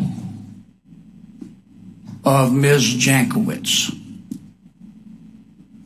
I have watched her with slack-jawed astonishment. Who picked her? Senator Kennedy, it's nice to see you as well. The Department of Homeland Security selected Ms. Jankowicz. Who at the department picked her? Senator, we don't discuss our internal hiring processes, but I am the Secretary of Homeland Security, and ultimately I am responsible. When the department picked her, did it know that she had said that Mr. Hunter Biden's laptop is Russian disinformation? Senator, let me repeat myself and add one other fact. I was not aware of that. We do not discuss the internal hiring process. Ultimately, as the Secretary, I'm responsible for the decisions of the Department of Homeland Security. When the department picked Ms. Jankowicz, did it know that she had vouched for the veracity of the Steele dossier? Senator, let me repeat myself and add an additional fact. One, we do not discuss internal hiring processes. Two, I was not aware of that fact. Better not be my Three, as the Secretary of Homeland Security, I am responsible for the decisions of the department. And four, it is my understanding that Ms. Jankowicz is a subject matter expert in the field in which she will be working on behalf of the department. Yeah, I can tell. Oz is cracking up in the background. Fam, let me dodge the question. Fam, we don't discuss the Let me hiring repeat process myself of your combo couch, fam. once again. Yeah. Let me repeat myself. Or argumentative. Fam, we do not discuss the hiring procedures here at the combo couch. Clearly, fam, we don't, because otherwise you wouldn't be hired. I mean, that's what. And then, fam, I'd fire myself. And then we have this whole situation where he keeps on saying, well, do you know that she kind of vouched for the veracity of the Steele dossier? Oh, but she's an expert. It's like, just because you say she's an expert, asshole, Doesn't mean she can lie. it doesn't mean that she's an expert, you know? And I know Josh Hawley is not your favorite, right? No. I don't love him when it comes to China. I don't like him when it comes to him, the way he kind of frames the BLM and the Antifa situation. But, you know, Josh Hawley has done some good things. And when it comes to civil liberties, when it comes to speech, when it comes to coming after big tech, I like what he's done. And here he is again, grilling Mayorkas, the Department of Homeland Security, who, even though we don't discuss the hiring practices, fam, is ultimately responsible for hiring Scary Poppins. Take a look. Here's another selection out of many I could have chosen from her book, a book she wrote, also published in 2020. She says this, quoting, "The president's supporters in Congress are homegrown purveyors of disinformation." These would be the people that people in my state, for instance, have elected. "They do not want to remind the American people of these inconvenient truths. They choose instead to shout lies through a megaphone, capitalizing on their constituents' unfamiliarity, ambivalence, or polarization." Let's just, one more time. "The president's supporters in Congress are homegrown purveyors of disinformation." Does this sound like somebody who's neutral to you? Senator, let me share with you that I am not focused on her past comments. I am focused on... Wait a minute. Why in the world wouldn't you be focused on her past comments? If I may, because I am focused on the mission upon us and ahead of us. And what I've already... You've hired her for this job and you haven't looked at her record and you're not concerned about it? That's not what I've said. You just said that you're not concerned about her past comments. What I said is I am focused on the mission ahead and accomplishing that mission. You've chosen her to accomplish that mission with these statements. Do you regard her as neutral? And she has an obligation, while an employee of the Department of Homeland Security, to execute... So you have complete confidence in her? To execute her responsibilities in a nonpartisan way. And you, based on her record, you have complete confidence that she's going to do that? I have confidence in that, and if she fails in executing that obligation, as all individuals in the Department of Homeland Security then there will be a consequence to that. Wow, that's exceptional, particularly given that you told me just a few minutes ago in our earlier round that you weren't aware of the many comments that I read to you then, one after another, after another, and after another, when you hired her for this job. So clearly you didn't do your due diligence. And now you're telling me that you're not concerned about her, frankly, outrageous and vitriolic statements that are partisan in the extreme. Because I can't believe I'm hearing this. That's Howley taken to it. You know what I'm saying? You know, listen, and this makes me think about what Nancy Pelosi said not too long ago, fam. Remember when she goes, I wish the days of a good Republican Party would come back. Well, now this is right now, they hired somebody. This is DHS hiring somebody who's clearly saying that what Republicans are saying are completely wrong. Not trying to find common ground, not trying to say, you know, be nonpartisan, but completely saying that they're the enemy. When they open their mouths, they're wrongs. And for the fact that he says, well, I'm not concerned about her past comments. Hello, how do you make a decision moving forward on hiring somebody who's supposed to be nonpartisan when it comes to one of the most precious things we're supposed to have in the US of A, our speech? We don't have it, but it's just, it shows that you're not concerned about what she said in the past. And that's the problem, because the job that she's supposed to do is to be nonpartisan, is to be unbiased. And she's clearly biased. I mean, her whole Twitter feed, her whole TikTok.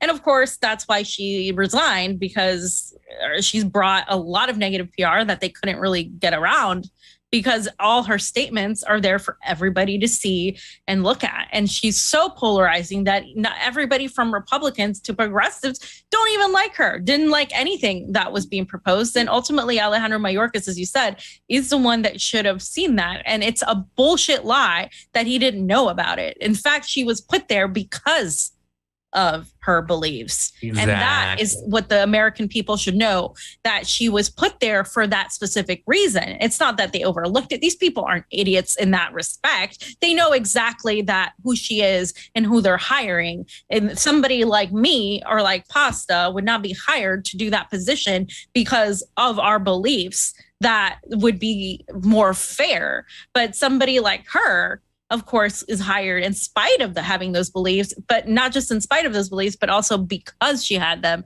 and they got caught. And that's it. And in the public outroar, I guess, maybe it was pretty big this time. I like to think that it was our citizens that kind of spoke up and whatnot. And fam, when it comes to disinformation or misinformation, which is just pretty much equals a reason to censor on behalf of the security state and behalf of the oligarchs and stuff like that. You know what I'm saying? It's just all about censorship. That's all it is. It's just about censoring people. This isn't about real disinformation and, information and stuff. And even though they just paused it, fam, let me say this much.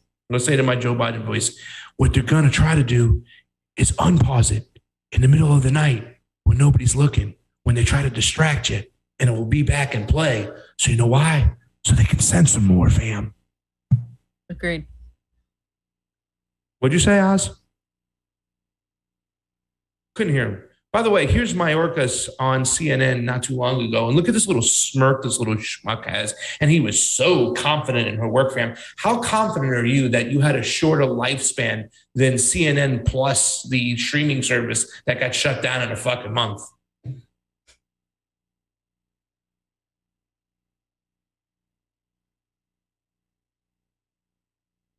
And here's the video. There's the tweet. Let me read it real quick. I am so sorry. I'm going to read the tweet right before you get started. It says, Mayorkas, Nina Jankowicz, eminently qualified to lead disinformation board. Absolutely a neutral politically. Mayorkas also obfuscates on whether he'd support the same effort under Donald Trump. Republicans are criticizing your decision, the administration's decision to choose Nina Jankowicz to lead this disinformation board. They say she is not somebody who is neutral. Your response? Eminently qualified, a renowned expert in the field of disinformation. Absolutely so. Would you be okay if Donald Trump were president, if he created this disinformation board, governance board, or if it is in place and he wins again in 2024, that he's in charge of such a thing? I believe that this working group that gathers together best practices, makes sure that our work is coordinated, consistent with those best practices, that we're safeguarding the right of free speech, that we're safeguarding civil liberties, I think is an extraordinarily important endeavor. Before I let you go, I'm sure you have heard that Kevin McCarthy, now the Republican leader who hopes to be Speaker if Republicans take over in November, will consider impeaching you. He won't. That's just fucking used as a campaign tool right now. He'll be able to stay Mayorkas because, McCarthy's part of the whole fucking team. And, Mayorkas has just showed that he's nothing more than a deep state intelligence apparatus cuck. They'll do what they say. She's a renowned expert, fam, in disinformation. Renowned. Go scratch. And fam, speaking of... Oh man, this is hilarious, right? Like an audit revealed that it was actually half of Biden's Twitter followers are fake. It's hilarious. This is coming from, and by the way, an update on the Elon Musk thing. He said he's backing off because Twitter he doesn't believe Twitter is actually taking away the bot accounts. And of course, Biden and a lot of the Democrats and a lot of the establishment Republicans also talk about Russian bot accounts, Chinese accounts, etc., and the like. But really, the bot accounts and the troll farms are coming from a vast majority of the Democratic Party and a vast majority of these establishment State Department hacks that are the ones that have created these accounts. In fact, I venture to say that a lot of the pro-Ukrainian Twitter accounts that popped up in the last few months since the conflict that have no followers and that have very new accounts and don't really tweet unless they're trying to call you a Russian stooge, a Russian bot, are troll farms. And that happened, of course, during the campaign for Hillary Clinton, when we had Sally Albright, right? And then, of course, thereafter as well. So this is nothing new, but this is, again, the audit. He did say the reason why is too, as well, as he went to Twitter and said, well, how many of these accounts are not organic? And they won't tell him. They said they know, but they won't tell him. So he's even saying, well, what chance do I have to make money with this company if more than half the accounts are not organic? And this company right here, and this is from the article that you said, the company's tool discovered 49.3% of Biden's 22.2 million Twitter followers are fake. Newsweek reports, meaning they're accounts that are unreachable and will not see the other accounts' tweets, either because they're spam, bots, propaganda, etc., or because they're no longer active on Twitter, fam. And we've seen a lot of people doing this whole shit, taking advantage, buying actual followers and whatnot that you can do, that there are a bunch of bots out there. They're saying that half are bots or fake, whatnot. That means that probably 70% of them might be, I mean, just my personal opinion, who knows, be fake or full of shit, fam. Yeah.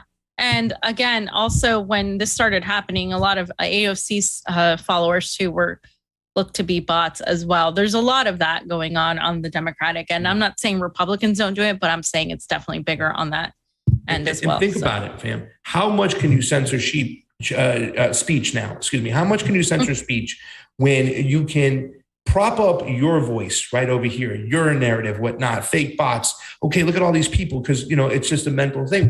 When people see a lot of followers, they think that person's legit, right? So now you push up your narrative, and then what do? You do to us. You silence us. You demonetize us. You shadow ban us. You do all these things. That's why I say the most important tool, it's not about a billionaire coming to save us. It's about transparency.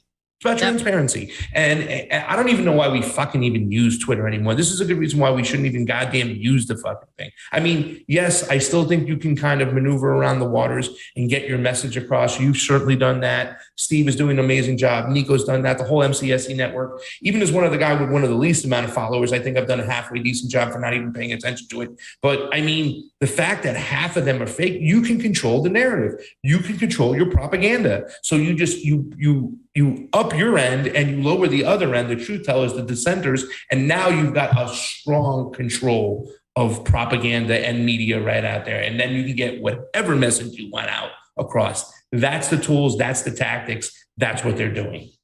Yeah, I mean, I think we need to diversify the platforms we're on, but I also don't agree with leaving it, because I agree with you. You're going to leave just a bunch of like neoliberals and neo-fascists in the platform, and then nobody's going to be left to actually speak out. So I think, it needs to be done in a way where you do diversify in other avenues like Telegram, and like others are starting Truth Social and all of that. But, they have their biases too. At least Truth Social does and stuff. And a lot of these Rumble and stuff. So yeah, they do.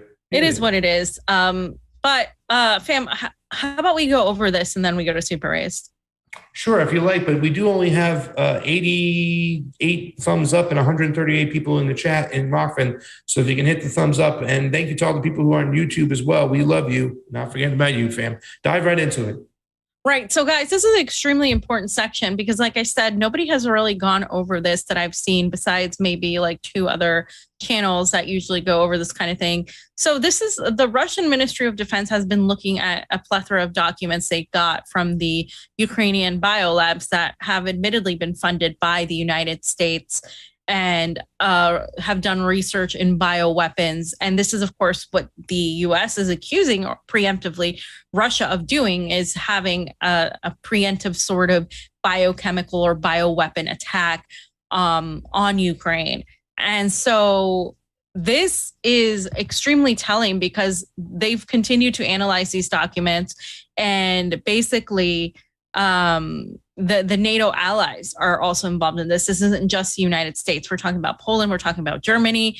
And I'm going to go right into talking about the specific pathogens. So this is, of course, their version of this that they found, but they provided documents, and I will put in the description the link that has all of these documents that you can read yourself.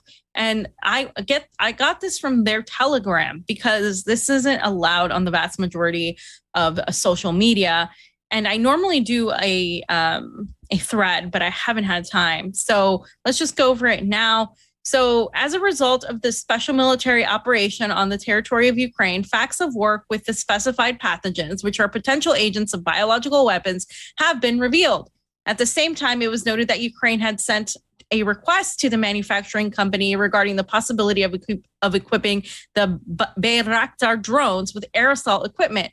We've talked about that aerosol equipment before and the gases and the transportation of these. In addition, on March 9th, 3 unmanned aerial vehicles equipped with 30 liters of containers and equipment for spraying formulas were detected by Russian reconnaissance units in Kherson region.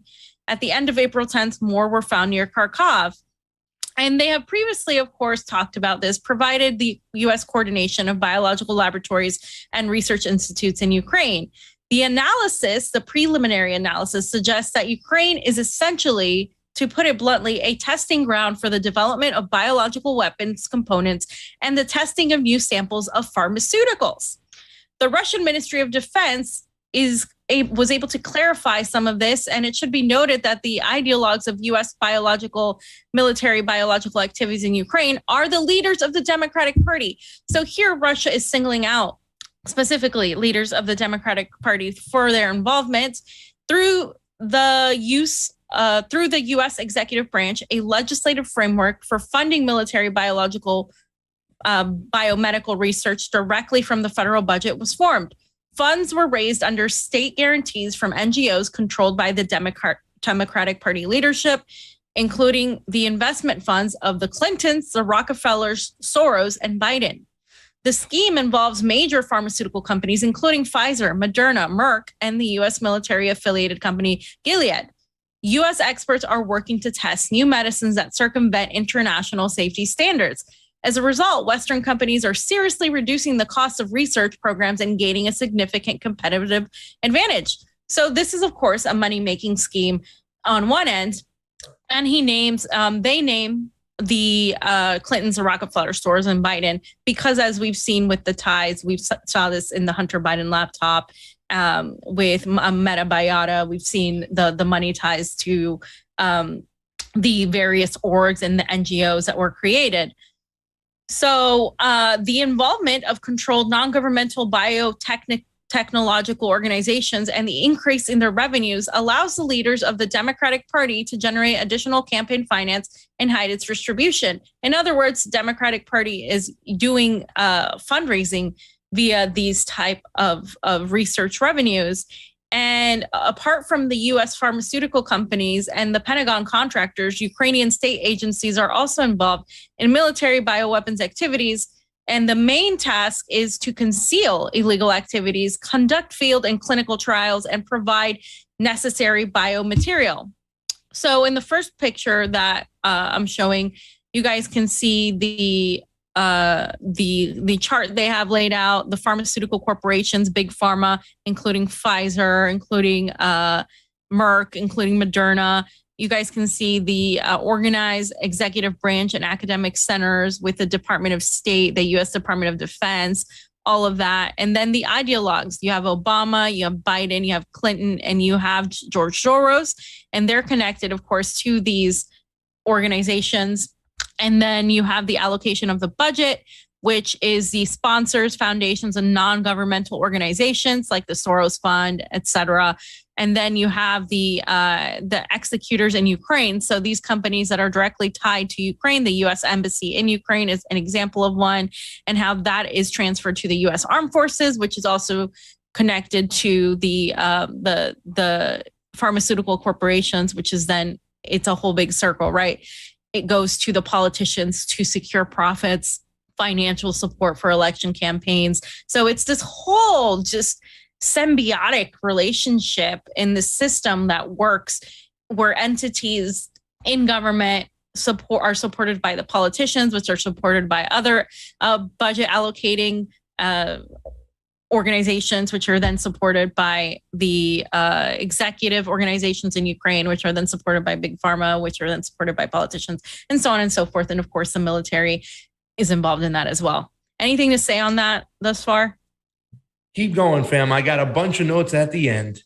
Okay, so the US Department of Defense, in essence, right, is using a virtually internationally uncontrolled test site and the high-tech facilities of multinational companies, as we just saw, and has greatly expanded its research capabilities, not only in the field of biological weapons, but also in gaining knowledge about antibiotic resistance and the antibodies to specific diseases and populations in specific regions.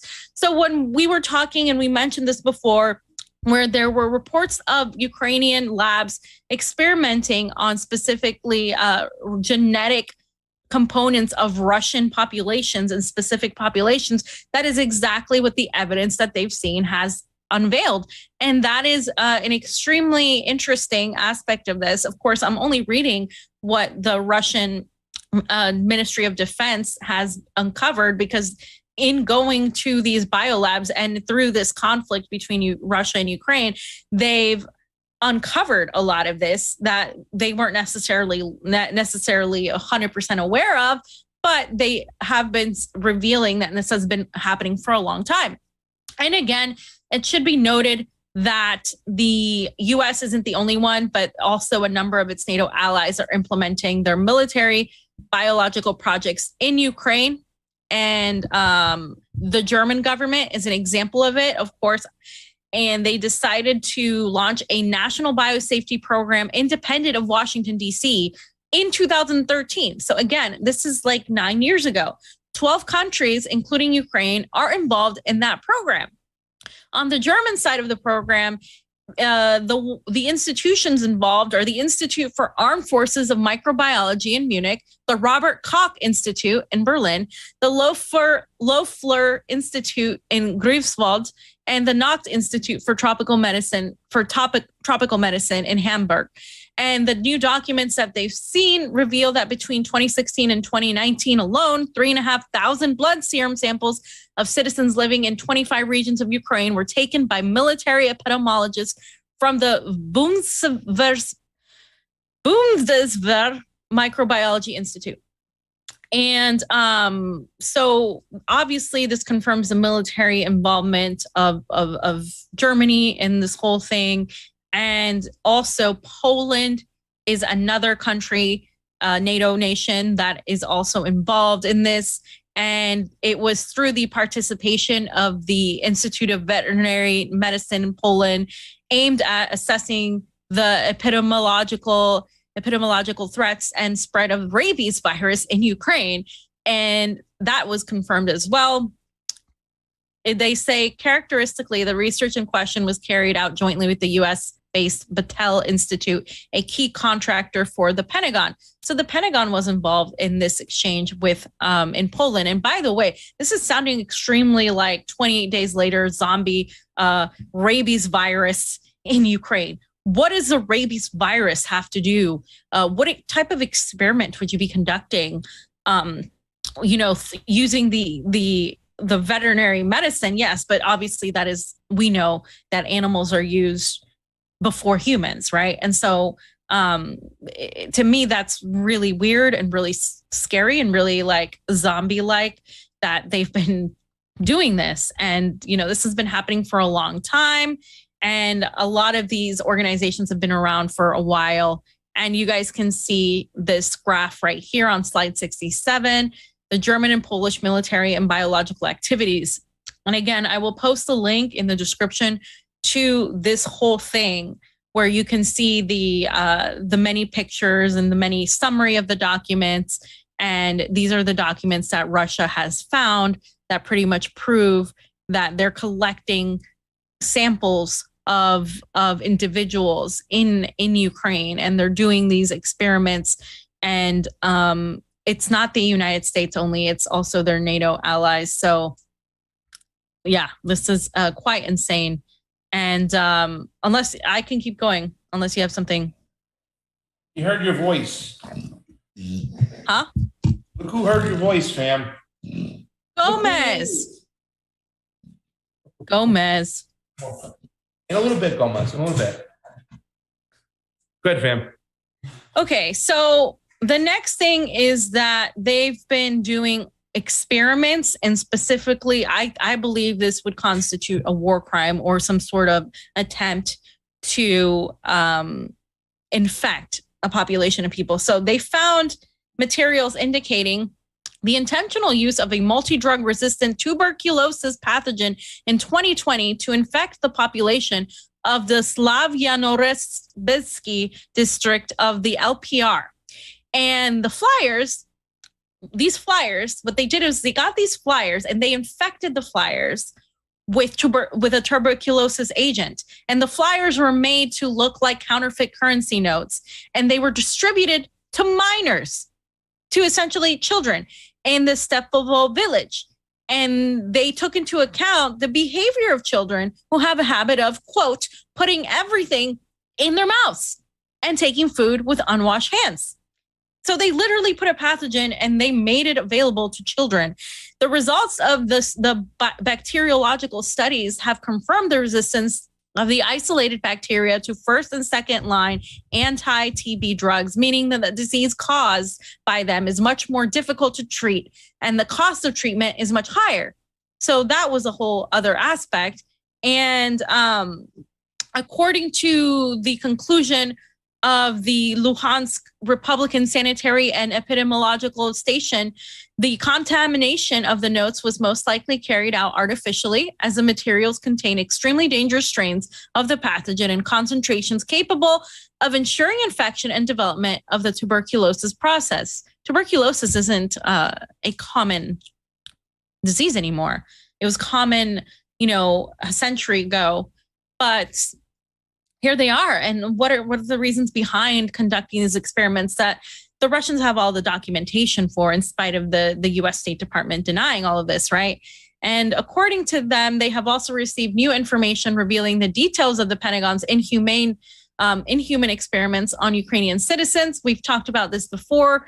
There's the psychiatric hospital #1 in Strelch village in the Kharkov region. Yep. The main category of these subjects, as we recall, was men between the ages of 40 and 60. So between the ages of Pasta's age and Oz's age. So put yourself in those shoes, fams. And they had a high stage of physical exhaustion, which I think you guys do fall in that as well.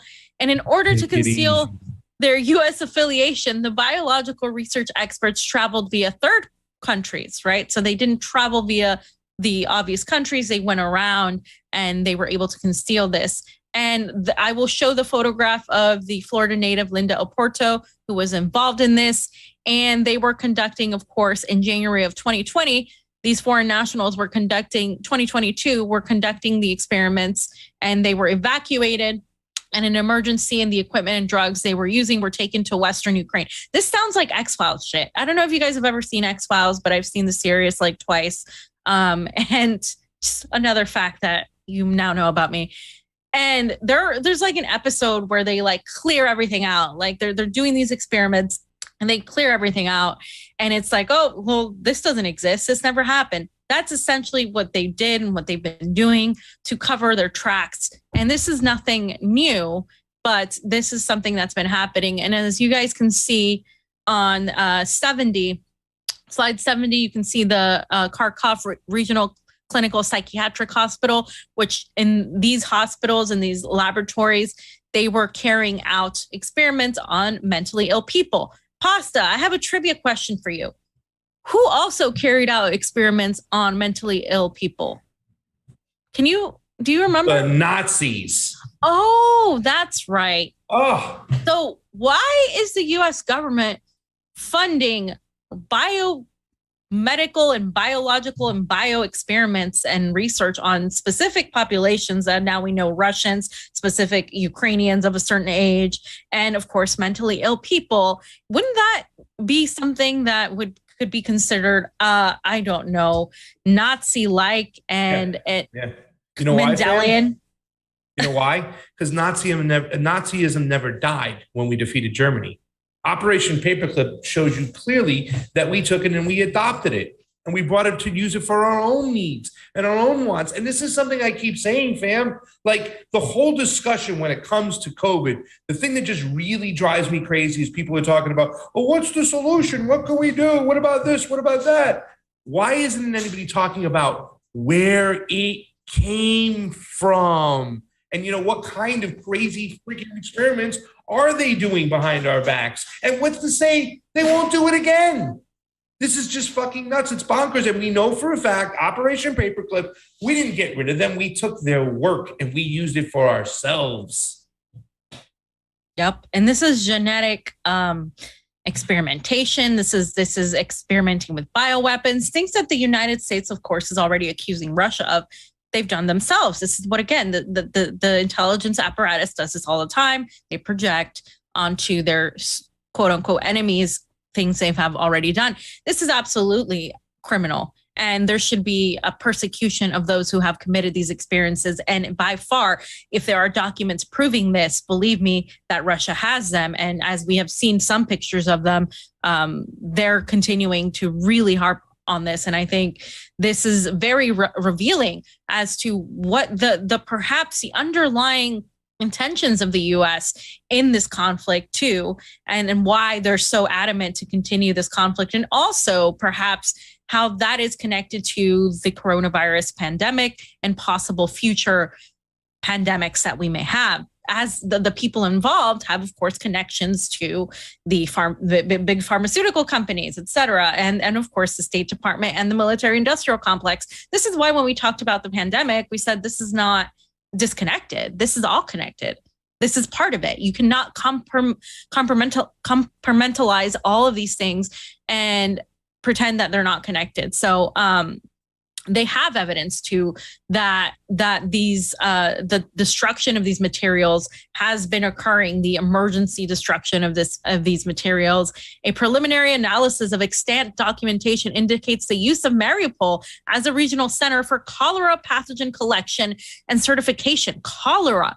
We're talking about a disease that is only prevalent in third world nations, and that was death years ago, but it has largely decreased. Why are they experimenting with a cholera pathogen? What interest would you have?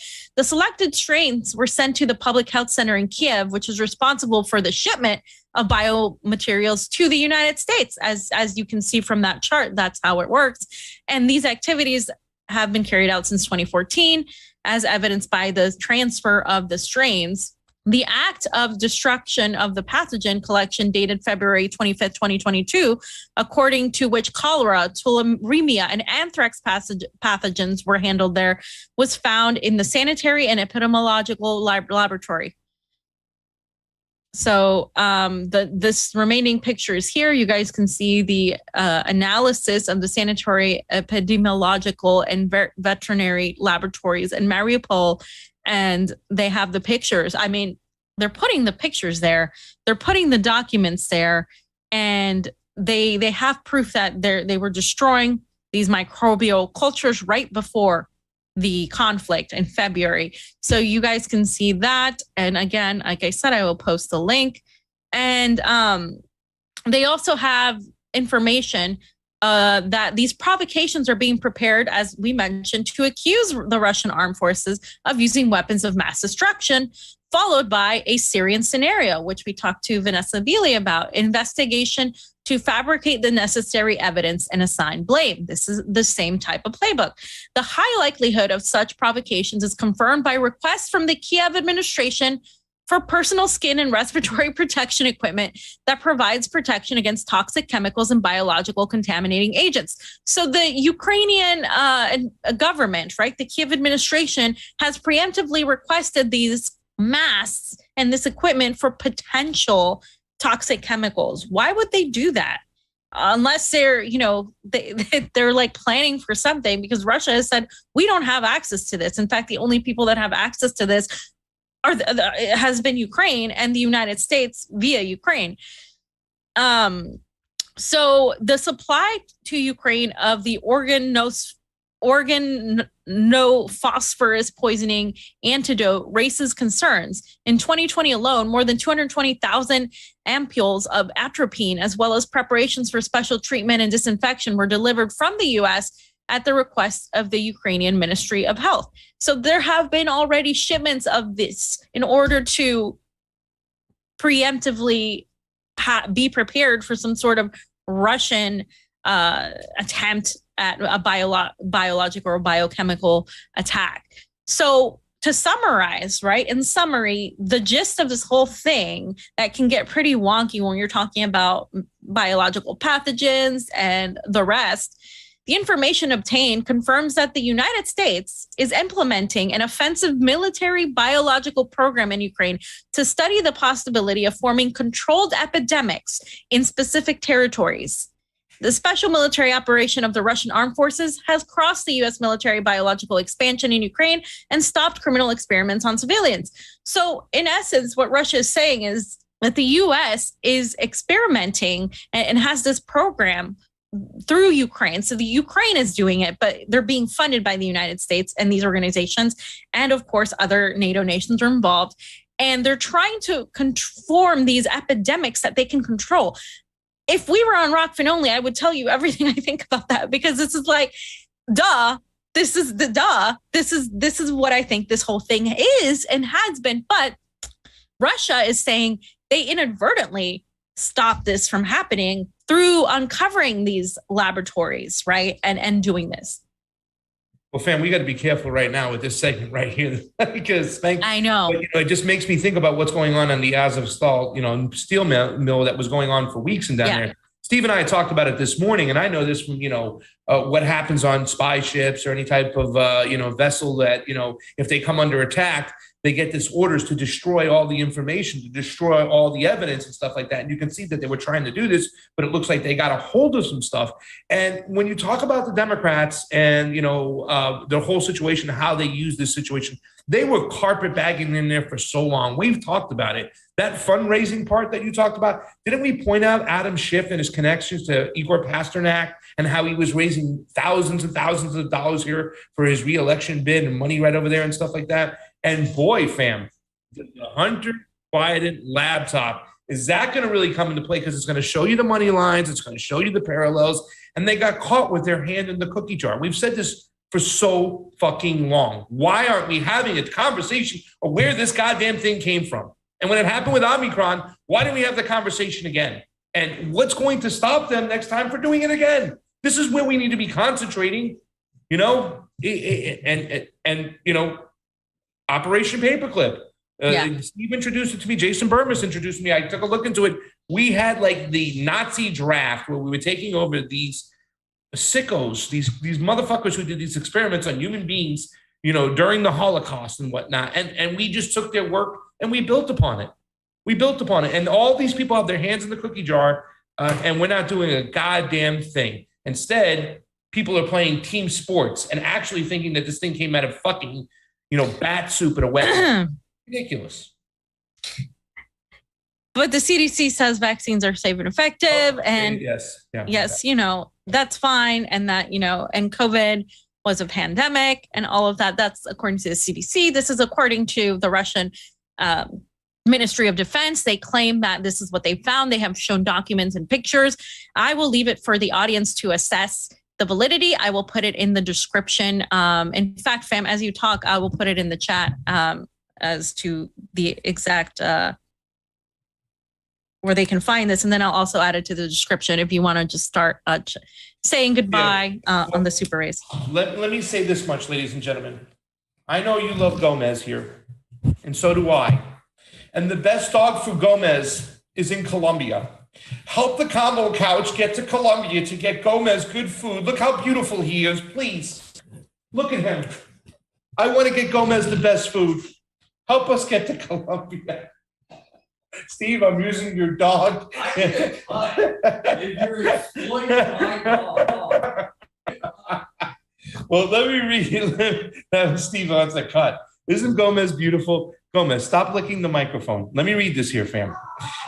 It's that time again. It's election season is here, and the Combo Couch is putting our boots on the ground in the global south once again to observe this historic general election in Colombia. Help us out if you can. We can give you the real story from throughout the country. Just go to givesendgo.com/support the Combo Couch and help independent media shine a light on what the MSN, the mainstream media, doesn't want you to see. And help Gomez. Come here. Help Gomez get good food. Right, Gomez? Oh, look at Gomez. Help Gomez, everybody. All right, that's it. The marketing campaign's over. Love you. I can't believe you're weaponizing the poor dog for your own. Weaponizing Gomez. That's that's the name of a punk band, right? Troy Z and KC, thanks for all the hard work, Combo Couch. Thank you, Troy Z, and thank you, KC. Aram, thank you for the Super Ray contribution. It is always appreciated on the couch. Thank you for your help and your love on the AM Wake Up Show. Come on anytime. And Richard Salembo, thank you for the Super Ray contribution. It is always appreciated on the couch. You know what Richard said, fam? What, fam? Because I sure hope that they don't have wet markets in the Ukraine. Boom. Steve, you want to say hi real quick? Yep, hang on. Mr. Steve is coming in here, and I'm going to have Mr. Steve tell you about what we do in the mornings. Come on in. There we go. I'll put it on so you can see yourself. Say hi to everybody and let them know what we do. Hey, kids. From 7 a.m. to 10 a.m. on the West Coast, Monday through Friday, you're on Rockfin. This guy right here, Pasta Dardula, and I have a show called Anarchy in the Morning where we talk about apocalypse prep and we have dick jokes. Sometimes we talk to people. Yeah, you should pull up for that. Yeah. Or pull it down for that. I just woke up. Yeah. I don't know, but hey, look, you do whatever you want to with your ups and downs. Maybe Fee can come on the show tomorrow for a little bit for a change. Ooh, maybe. Fee. Tomorrow I can't. I have a lot to do. It's not that I don't Friday want to, morning. guys. You already were like, yeah, no, totally. I'll come hang out in Vegas. Sure. Now you're not doing that. And you'd be like, okay, well. Have you seen the price of flights? You got time to text me while I'm in the middle of my show. You've got time to do that. You got time to text Pasta while he's in the middle of our show, but you don't have time to be a guest on the show. See, that's a little fucked up. I don't know, man. Oh, stop. I don't know. I'm here for you right now. Just saying. Steve, I could be texting you from the next room, but no, I'm here. I'm showing up. That's all I'm saying. The difference is duly noted. Let's go get something to eat. I'm starving. I just pinned the burrito. the thing in the YouTube chat, guys. It has all the documents, so you guys can look at everything they found, because I think it's important that you guys go through it yourself, because it's I don't know why there's not more of an alarm for that. It's insane. It's insane. It connects everything. I'm going all Steve Poikonen tinfoil hat and libertarian on this, but like, I mean, if you do the fam, read it. I wanted to do a story about Alex Jones and I didn't do it. Now you're going biolabs on us in the fucking Ukraine over here? Hello. Hey, listen. Hello. I told you to put it in there, and you said it was too long. I don't want to do that until you get to where you got to go. I don't want to do that. But the Dow plunges nearly 1,200 points in the worst day since March 2020, fam. Quantitative easing is not helping, I guess, anymore. They've already eaten their ass up past the limit. The whole system's going to fall, like John Cougar Melonballs talks about. So, guys, as you know, for Gomez's sake, for our sake, help us out to get to somewhat close to our goal. We understand. She used Gomez. Yeah, I mean, Gomez would love it too. In fact, I would like to take Gomez, but Steve won't allow it. So. Well, not for nothing. Gomez was waiting for you to come here. I told Steve that, and you told Steve they're going to dress him up in little commie outfits and everything. And, I hate when people dress their dogs. The only thing I ever put on my dog was when she was cold and it was like a sweater. But that's it. Like, I don't like people when they color their dog, Yeah. By the way, just show the link one more time. Help the Combo Couch get to Columbia. Observe the election. This is coming right up, and it's coming up quick, ladies and gentlemen. Go to givesendgo.com/support the Combo Couch. Help us out, guys. It means the world to us. Remember, Colombia, Steve pointed out on the show the other day, the only NATO country in the global south. Yeah. Anything else, fam? That's it, fam. Well, fam, I'm glad you can see me when I'm saying this stuff. I think it looks, after giving it a test drive today, very successful with the LASIK. So thank you so much, everybody, for joining on in today. Thank you, Amber and Shanda from Roar Media, for hanging on out this morning. We love you. We saw you. Yes, thank you, Oz, for engineering the show today. For Pasta Jardula, Fiorella, Oz on those ones and twos. see you Friday, guys. Come Hope out. Gomez. If not for me, Gomez.